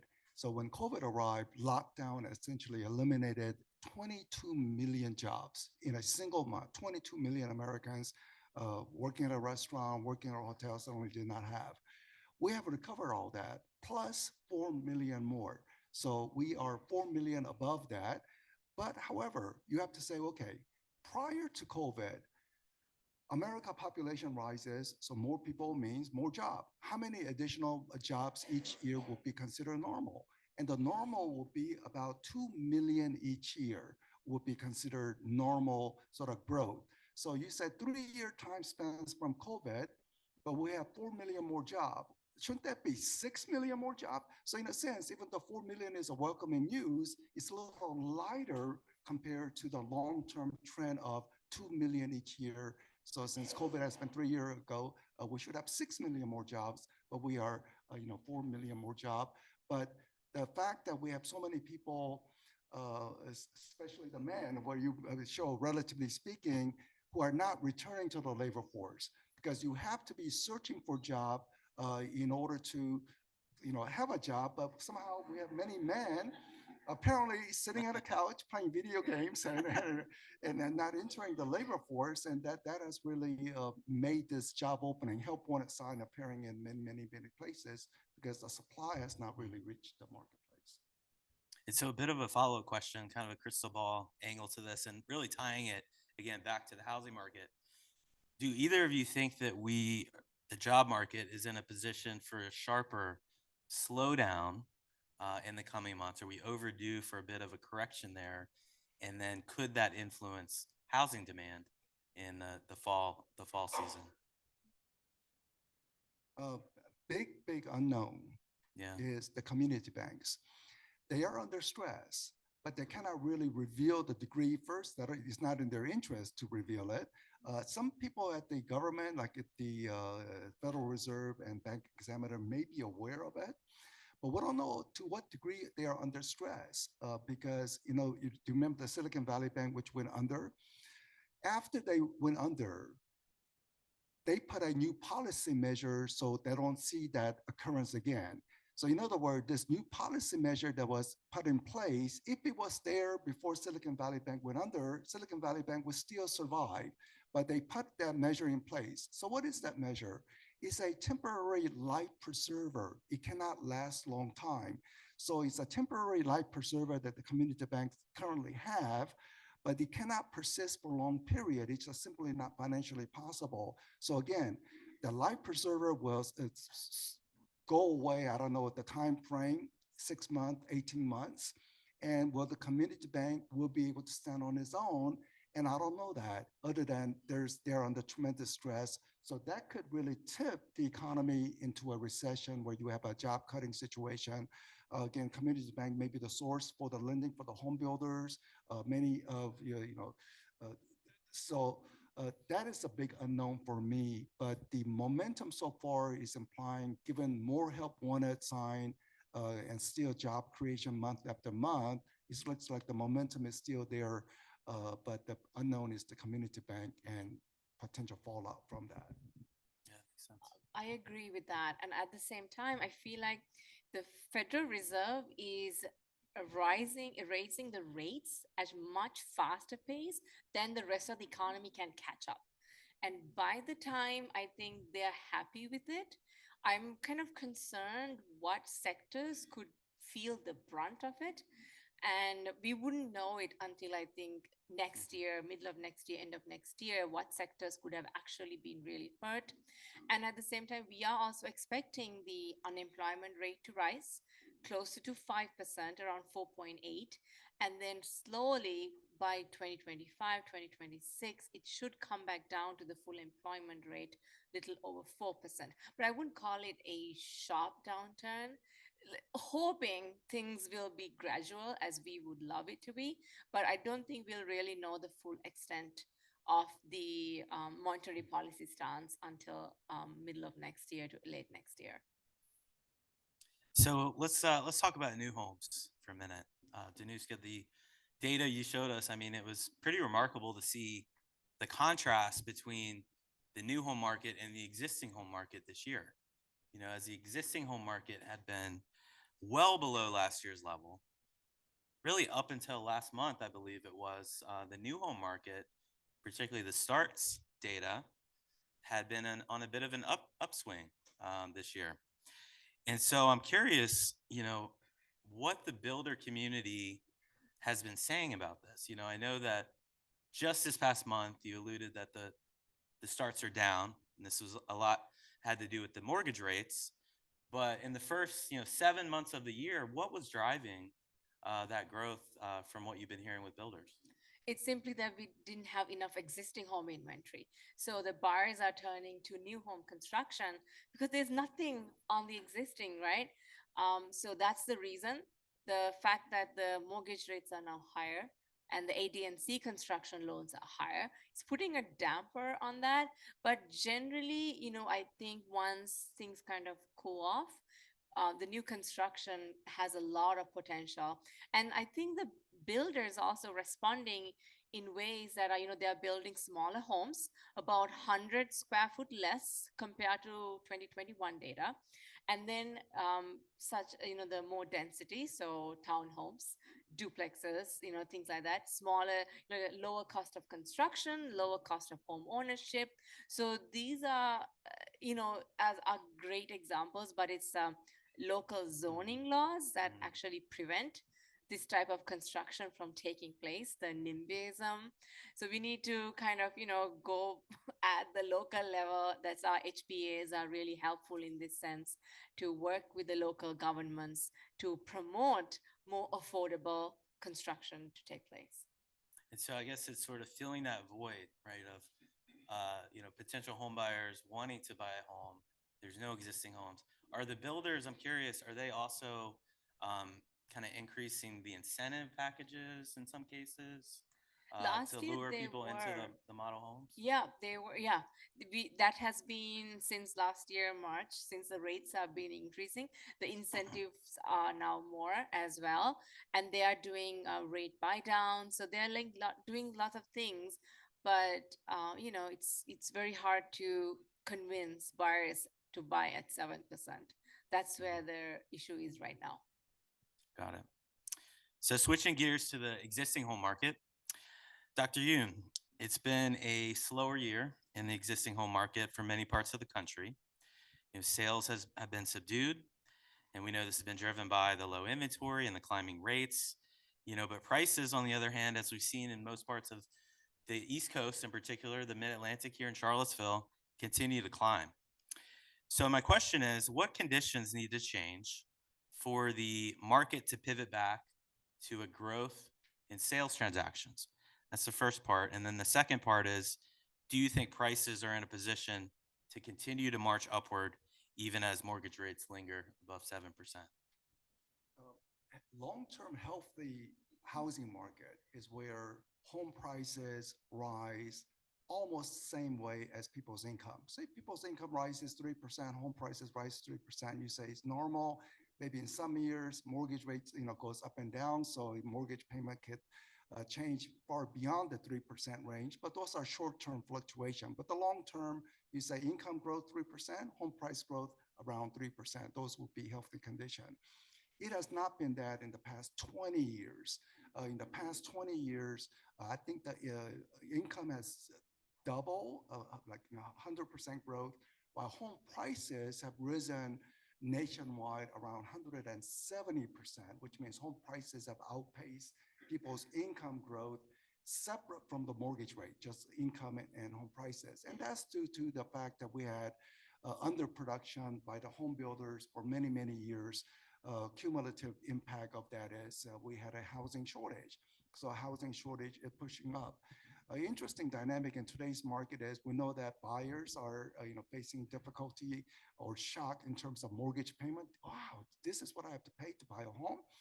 But if they qualify for a mortgage, what is double surprising is they're getting outbid by somebody else. So so they think that because housing market home sales are so low, maybe it's an easy time to buy, but it is not easy time to buy. So we definitely have to address supply situation. Slow but competitive. Reoccurring theme this year. So we can't have a housing panel without talking about interest rates. So and both of you kind of gave your forecasts in the presentation component. If you guys could just kind of rehash that or summarize that again, with the preface that it is very difficult to predict mortgage rates. Generally, folks get it, wrong. There's a lot of volatility in the rates right now. But if you were to get the crystal ball out again, where do you see the 30-year fixed rate tracking, say into 23, into 24? We saw the most recent data actually come out this morning, still above 7%. That's the average 4 weeks in a row. That's the first time this has happened since early 2000s that it's been hovering kind of in this elevated state.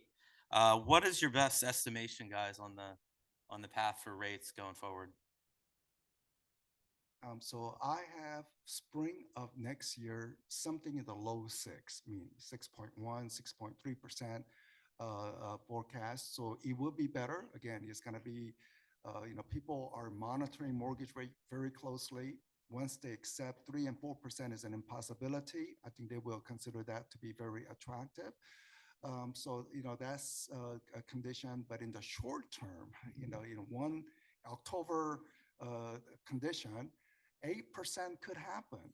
If the Fed makes a mistake of raising interest rate again, even the community banks are suffering, but they just ignore that and just keep raising it.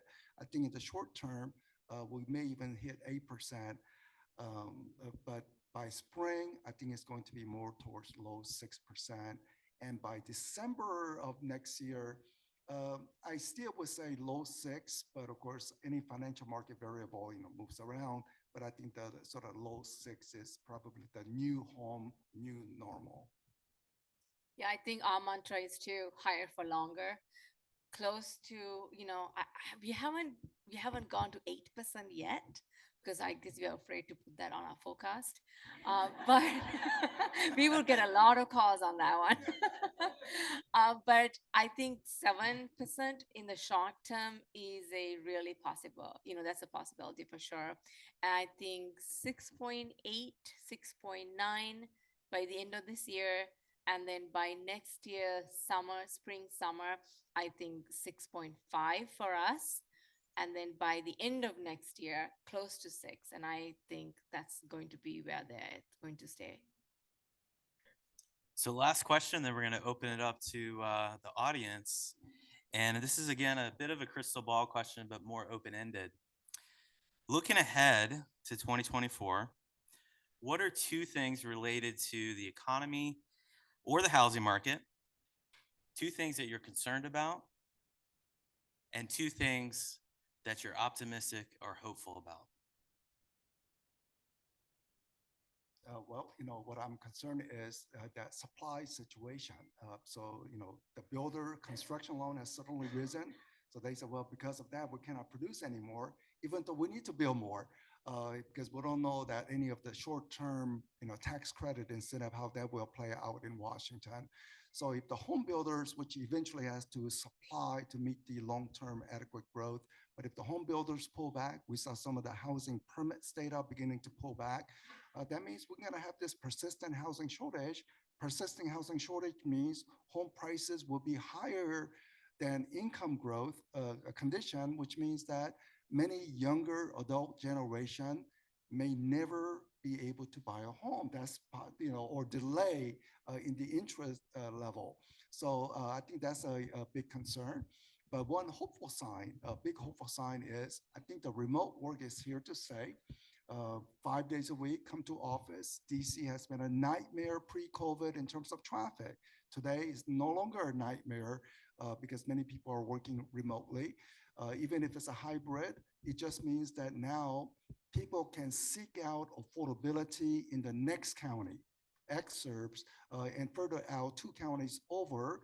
And home builders, I think, are less restrictive in terms of zoning laws and such in the next county. So as America begins to seek out further away from downtown centers, maybe we can more easily build homes, and also we can build more affordable homes because land prices are much lower in the further away. So those are hopeful signs. Go ahead.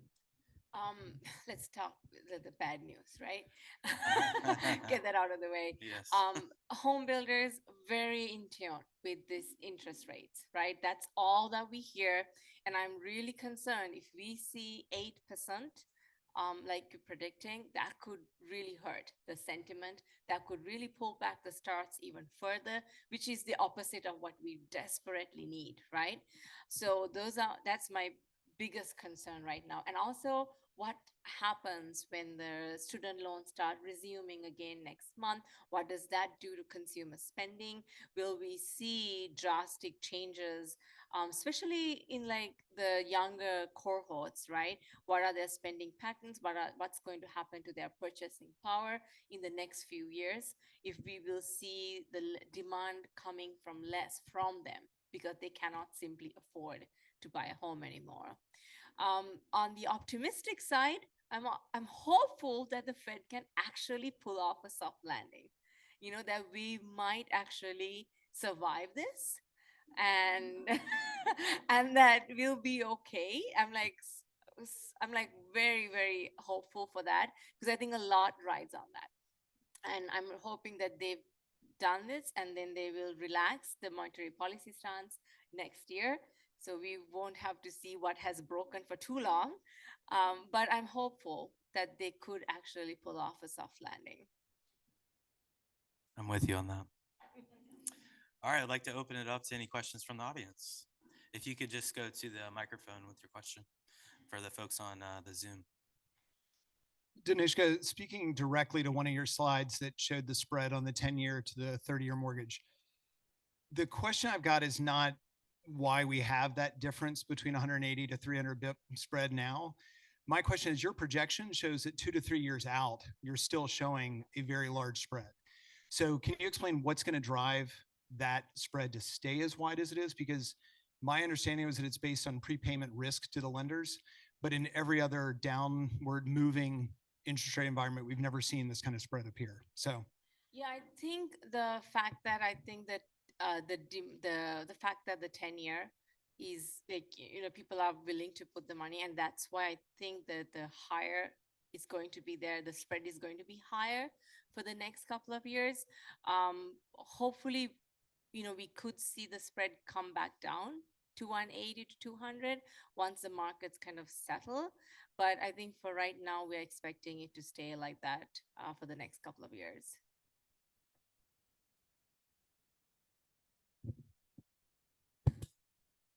Lawrence, you talked about, the Federal Reserve and the way the rates have, bounced up to slow things down, and absolutely agree with that. But I've also heard from people that Federal Reserve has in their sights in the housing market, that to slow the housing market down, to make sure that we didn't go into an inflationary scenario and everything, which I get. But I'm curious, in your conversations with these folks, if they're understanding that it's not just about the housing. So like in our marketplace, the first 6 months of 2023 compared to the first 6 months of 2022, $100 million in volume difference. And that's as far as a sales price. Sellers are great, buyers hopefully buying houses but the folks like realtors, lenders, title insurance folks, hazard insurance people, home inspectors, all of these folks are being negatively impacted in this role. And I'm just curious as to whether or not that is part of the conversation, that as they've done what they've done, they're actually slowing down the economy in a number of different places without even considering washers and dryers, TVs, carpeting, curtains, those kinds of things. As people say that business cycle is really a housing cycle. You look at all the economic boom or economic recession, you said, what was the trigger for that economic boom? What was the trigger for that economic recession? And often it was the real estate sector that was the leading indicator of it. In rare occurrences, it's not necessarily real estate, but in most occurrences, it has been real estate. The Fed is, I think, aware of that. They understand that real estate people in the industry are hurting part, but they are looking at the inflation. I think they're overly focused on the inflation measure, and some of the policy decision makers are not real world people. They're textbook people. And they say, well, we should get the inflation under control. But if they overdid it, and then they say, okay, we made a mistake overdoing it in terms of rate hikes, so we're going to cut interest rate. What they don't recognize is that real people got hurt in the process. I think this is something that people need to understand, that just trying to overcorrect or correct for their past mistake, no, that's not it. People suffer through that. And we try to relay these messages, but thanks for the question. Next up. You might be aware that the city of Charlottesville is facing a fast approaching vote on their zoning ordinance, and could be creating a lot more rooftop opportunities within the city by virtue of increased density. And as you can imagine, the constituents are up in arms and on both sides of that. Are there any lessons that we could learn from other markets like Minneapolis, for instance, or Portland, as they may have faced similar experiences, and be able to prepare us in this town for what the next decade could look like if a decision to increase the zoning is reached? Donald Trump, Elizabeth Warren. Before Donald Trump got elected as president in 2016, he said, surely they call each other names and so forth. They must have nothing in common in policy. There was one area where they did have commonality, and it was related to zoning. So Donald Trump and Elizabeth Warren both said, we understand not in our backyard motivation why homeowners do not want to see that. But people clearly recognize growing population. Naturally, we have to have more housing. If we don't build, but there's increased population, then either some people will live in very dilapidated housing standard while other people are living in nice neighborhood. So what both were talking separately, but it was a commonality, is to say, well, how to address zoning that's a local issue, but federal government could influence those local issues. If you don't build home in relation to the population growth, we will restrict some of the federal funding, like infrastructure spending. Part of the building bridges or the streets, things like that comes from the federal government. So we see that population is rising in Charlottesville, but you don't build enough housing, forget it. We're not going to give any money for building bridges. So that has a monetary incentive for Charlottesville to get together. And same thing with Elizabeth Warren was talking to say, tie in some of the federal funding to the local zoning rules. So if that local zoning is too restrictive, they don't build enough housing to match up with the population growth, then the money does not go. So it's up to the locals to say, okay, now we don't build bridges, and is that what we want? Or do we need to build bridges? And the only way to build big bridges is we need to allow more housing to happen. So now where the housing occurs, locals can determine, because obviously you don't want to lose some of the neighborhood characteristic, or you may say, well, this area used to be considered a little bit on the edgy side, edgy meaning maybe risky, dangerous, but somehow you transform it in a certain way, and then it becomes very lively. So one can, debate on those issues. So it's a tough issue that many local communities always face, but one cannot have a community with rising population and you don't build houses. Well, you're going to have people who are current residents in nice neighborhood, they're enjoying it, but any newcomers, there's no housing. All right, we have time for one more question. I never know if I'm going to have a voice or not, so bear with me. How do you think that AI is going to affect job growth or decrease? And with your answer, how do you think that will affect housing? This area, we are really going into more speculative because we don't know how technology can certainly evolve. I mean, I see, for example, a lot of lawyers possibly losing jobs, junior lawyers, because one of the tasks is, what are some previous cases related to this issue? Now you can just do AI and all the information pops out rather than hiring junior lawyers to do that. But related to the real estate, real estate is, you consistently ask people, now we have more consumers able to do search on their own and so forth. But at the end of the day, you ask consumers, were you satisfied working with the realtors? And about 70 to 80% consistently say yes, even though the internet is available, and because it's not only about finding say the properties, which by the way, most consumers, they thought they found the property by themselves on the internet, but the home they actually closed on is not that home. People continue to value real estate service when we take survey, not of realtors, when we take survey of consumers about their experience. And another testament of it that is that so far, again, we don't know how AI will change, but so far they would say, I want to recommend my family members, my business colleagues to my realtor because I've been so pleased. They will say my realtor, not other realtor. So this is the key, that you want to develop the relationship so that you can get that referral basis over time. Well, AI can't build houses, so. That's my. Mic drop.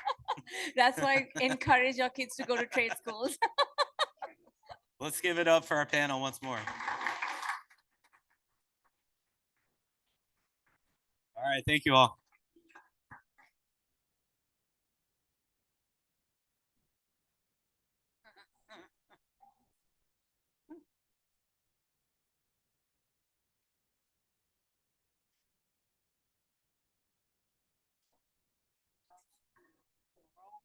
Good. Lawrence, Danushka, and Ryan, we can't thank you enough for being here with us this afternoon. Your information will help prepare us for what's coming and ultimately how to best serve our customers, customers and clients. Thank you very much. We can give them another round of applause. Thank you. Now, please note that Lawrence and Danushka's presentation will be shared with the membership as well as the recording at the end of the recording of this event on Monday's news group newsletter. So if you forgot to take some notes or something, it will be provided for you. Now, I'd like to bring in our economic perspective to a local level. And today we're going to have Maureen Kelley, Economic Director of Nelson County, here to share some of her important updates on how their area is growing. We will have 5 minutes for Q&A after her presentation. We will follow the same format that we have. Go to the microphone if you have any questions. Thank you. Thank you so much. It's a pleasure to be here again. I can't believe it's been a year. I want to thank Dr. Yoon for the introduction, if you will, because he loves that 29 stretch between Charlottesville and Lynchburg. Well, if you just skip right over Albemarle, you're in Nelson. And I say that because after last year's presentation, where I amended my opening remarks to say that my goal for my little time with you was to do better than Roger Johnson's presentation the time before. I got out in the parking lot and Roger called me. I said, "Hey, Roger, what's up?" And he said, "Maureen." And I said, "Oh, Roger ran a sense of humor," and you know, moved on. So I looked in the minutes of the May meeting and JT was here. So I expect a call from JT here shortly as well. So in preparation for this, I asked my colleagues, I said, what should I cover? And you know, everybody talks about that crystal ball. And you know, when you're in this job, you know, apparently we have crystal balls. Well, I got in trouble in the schools one time because I did bring one of those magic 8 balls in. Superintendent called me about that. The point is, there are so many factors, and I'd say that life's a math problem. You know, when your jeans don't fit, it's a math problem. And what we do is nothing but math all day long on behalf of our businesses, on behalf of our residents. And so I decided that I was going to shift the conversation to something more local, more, I think, not more relevant, but relevant to you all. And that is, I made a supposition in my head, as I tend to do, that realtors, audience here, one of your major goals would be seeking repeat business from clients. Well, far off because the rest of the time, okay. So going with that, we know that people buy from people, and that's why AI, yes, it is of some concern, but again, at the end of a day or a transaction, what you want is someone to refer you to your friends, your family, your colleagues. It's the same thing in tourism. We look for repeat business by word of mouth. We spend a lot of money and time on advertising, but the number one reason people visit an area is because they were referred there by usually friends and family. So now let's get into the core of it. I have to ask a question, as I want to do. How many of you know your planning and zoning staff in your locality? Raise your hand. Okay, thank you. Thank you. Thank you very much. Okay, that's not good enough, is the point. Your task when you leave here is to find your director of planning and zoning. It may be director of community development. They come in all shapes and sizes and all these weird titles and stuff. But so in Nelson, ours is Dylan Bishop, and she's a dream. So the next question isn't going to really apply. Who uses them? Okay, well, that's the whole point. Government staff actually work for you. And we have these tools in a toolbox. Yeah, you see our GIS, but we know that that boundary line really isn't right and they actually own 9 acres and things like that. We know the people who live and work in our localities, and you need that. So because our goal at the end of the day is happy residents, new residents, happy residents who pay taxes. So our goals are the same. So utilize us. This is why we are here and we are happy to do it. We are also, I think I addressed this last time, we're going through the comprehensive plan process. Ooh, it's been quite the process and we're not over yet, but we have learned so much from the process. We're now kind of moving in from the draft to the public input stage. And you know, the comprehensive plan is a guidance document. It's lovely. It's got a lot of pictures and maps and beautiful things. But where the rubber meets the road is the zoning. The question about Charlottesville's zoning. Boy, I got a call after the meeting because we talk a lot. And these are critical issues that must be addressed with each locality, because every locality is so different. Our population has remained virtually the same since about the 20 years I've been there. Oh God, I'm old. And so we're grappling with more the short-term rental and its effect on housing. Affordable housing, everybody's talking about it. It's just, and the definition of affordable housing, if we had a definition, we might have fewer arguments, but we don't. And so all these things are yet to be determined, but I urge you, because you guys have you have skin in the game. You've got to stay engaged and involved in your local politics, because I work for the governor of Louisiana, but all politics are local. And you've got to stay there. So I was in the grocery store and these ladies were behind me, and it took all of my upbringing not to turn around and address their comments, because their comments were about like, well, you know, ooh, we moved here, but and so I would also suggest, I stood there quietly, but I would also ask and just implore you to do your research when you're dealing with the rural localities, because we're very different than urban areas.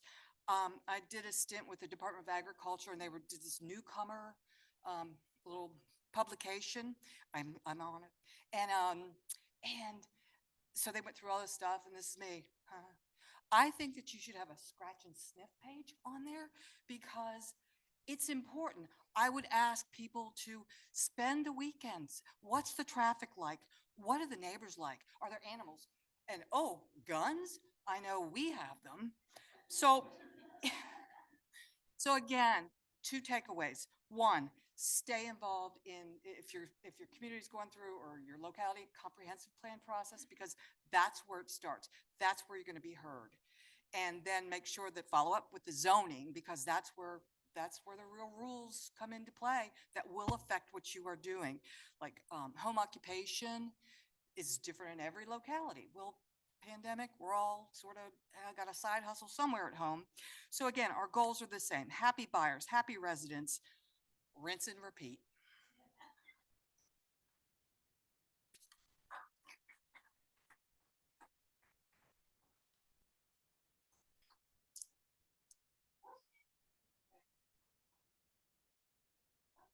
There we go. I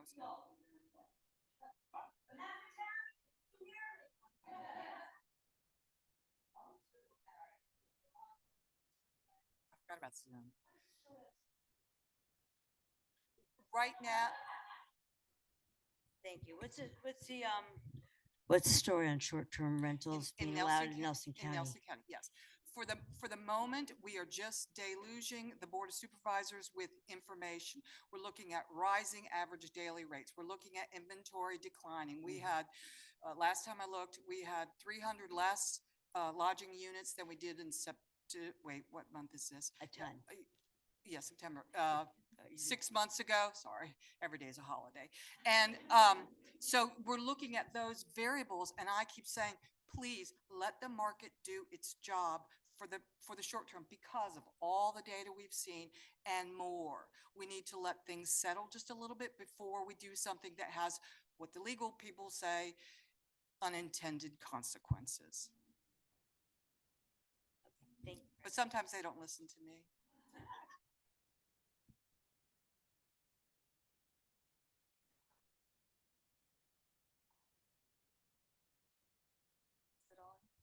Hello. Hello. Hi. Thank you for being here, and your comic relief is very well appreciated as well. It's a pleasure to have you. I remember last year, one of the big things that were being mentioned was the infrastructure in especially ability to have internet capabilities in the more rural areas. Can you comment on that, please? Yes, I can. In 2004, my Economic Development Authority started pursuing this crazy thing called broadband. And in 2009, we were shovel ready for stimulus dollars. We installed 31 miles, and we added 7 miles of middle mile fiber. 10 years later, I went to my boss and said, guess what? We've been running this network for 10 years. Therefore, Firefly was just entering into the marketplace, so technology had changed a whole heck of a lot. And I said, here's what I think we should do is we should give that asset, which is completely depreciated, to Firefly. That would be our contribution as because each locality had to buy in. And he said, huh. I said, and then we wouldn't have to like run the fiber network because we're really not qualified to do that. And so we did. The point is, I think at this particular moment, we are 97% of the homes in Nelson County.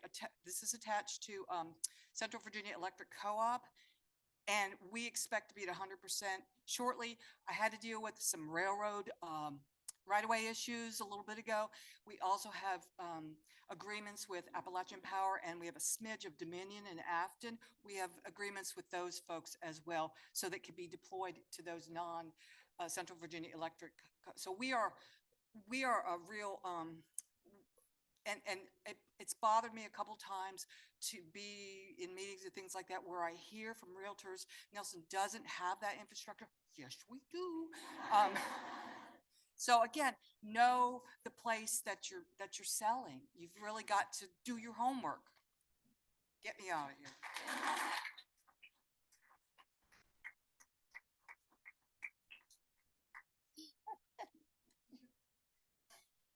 Thank you, Maureen. We appreciate you. And thank you for providing us that local perspective on Nelson County. Give her another round of applause. Thank you. Great job. Now, how many of you in the room are graduates of the Virginia Realtors Virginia Leadership Academy? Anybody in here? Okay, Tom. So, okay, we got a few. Okay, well, good. You're in the right place. Well, I would love to see more of you all participate. If you believe in investing, I thought you had started something behind me. Okay. Thank you, Tom.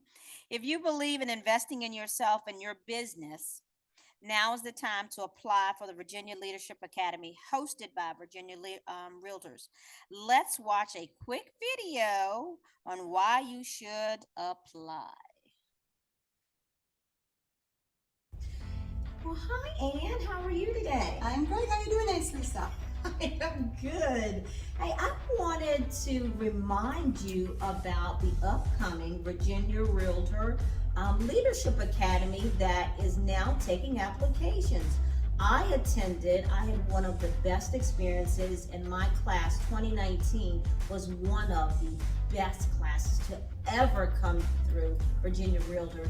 What was your experience? I know you're a graduate as well. I'm a graduate of the 2022 Virginia Leadership Academy, which is the last time they had it, and it was an incredible experience in terms of the knowledge that I've gained related to leadership training, leadership expertise, kind of the confidence of public speaking and becoming a leader. It was an amazing opportunity to have some very in-depth education about becoming a leader at the local, state, even national level. We had national speakers, and it was an amazing experience. Absolutely, I agree. And I want to encourage anyone who want to build on their leadership skills, get in that leadership pipeline, and connect with local, state, and national, as you said, leaders, and be a voice for the local realtors. So please fill out that application, right, Ann? Yes, you have until September 29th.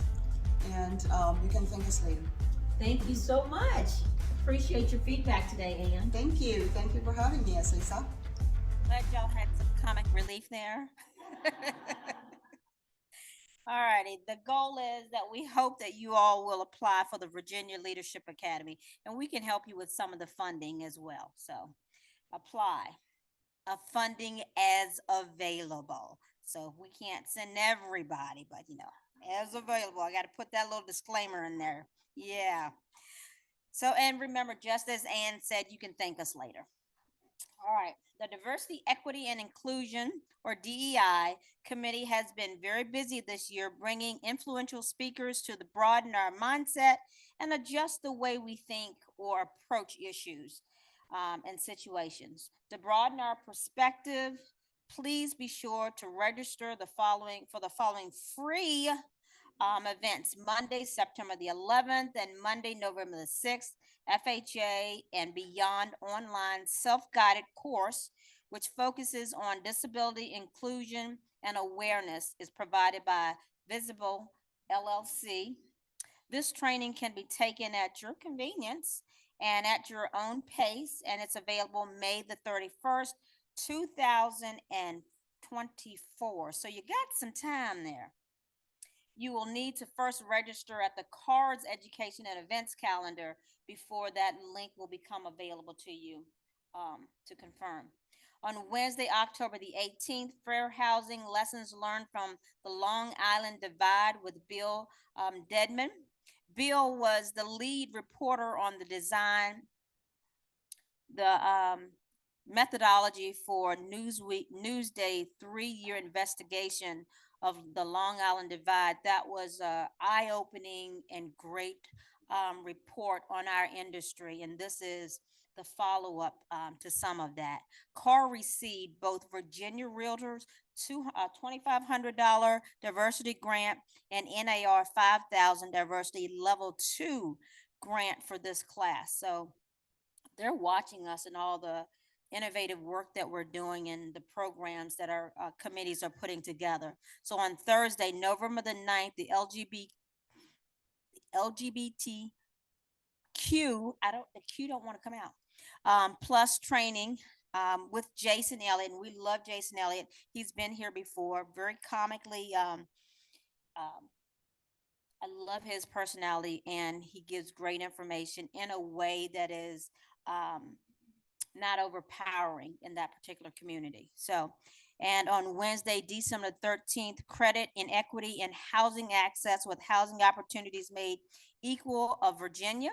All of the events I just mentioned are free again, removing barriers to access. So remember, we are removing those barriers for the better of the association. Additionally, at the end of last year, the DEI Council, which is now in a committee, announced a new member resource, the DEI Library. While you're here, is it still out there, Allie? Okay. Okay, great, it's still there. So please browse those books. You can check them out for up to 3 weeks. I won't tell you how long. I still have mine out. Allie reminds me, I'm a slow reader. I got a little other things going on too. Don't forget to also take a custom DEI bookmark with the helpful QR codes. Lots of great books. We just added Just Act: How to Challenge Segregation Enacted Under the Color of Law by Leah Rothstein and Richard Rothstein to the collection. So go browse. If you all remember, Richard Rothstein was the author of The Color of Law, and during COVID, we actually had a virtual event with him, which was very eye-opening. So this is one that he's done with his daughter. All righty, moving on to the commercial. CAAR is a Catalyst commercial MLS system, which is associated with the Central Virginia Commercial MLS. We'll be going through a platform update. So this decision was made by the Commercial Council after extensive discussion and research and testing of the upgraded platform. The upgrade system will be property-centric and include various enhancements such as new dashboards and an easier navigation menu. They speak very highly of it, and it was important to have the people who are going to be utilizing the most to be involved in that decision. There will be a 2-week period in late October where both the old and the new system will be running concurrently. The Catalyst platform upgrade will be fully implemented by Monday, November the 6th. That is a very specific day. We're on it. The full membership will also receive information about this, but of course, we will do more to keep the actual subscribers updated in real time on the changes. And for any additional information, you can go to the Catalyst platform. Will be updated on their icon, which is so nicely done here.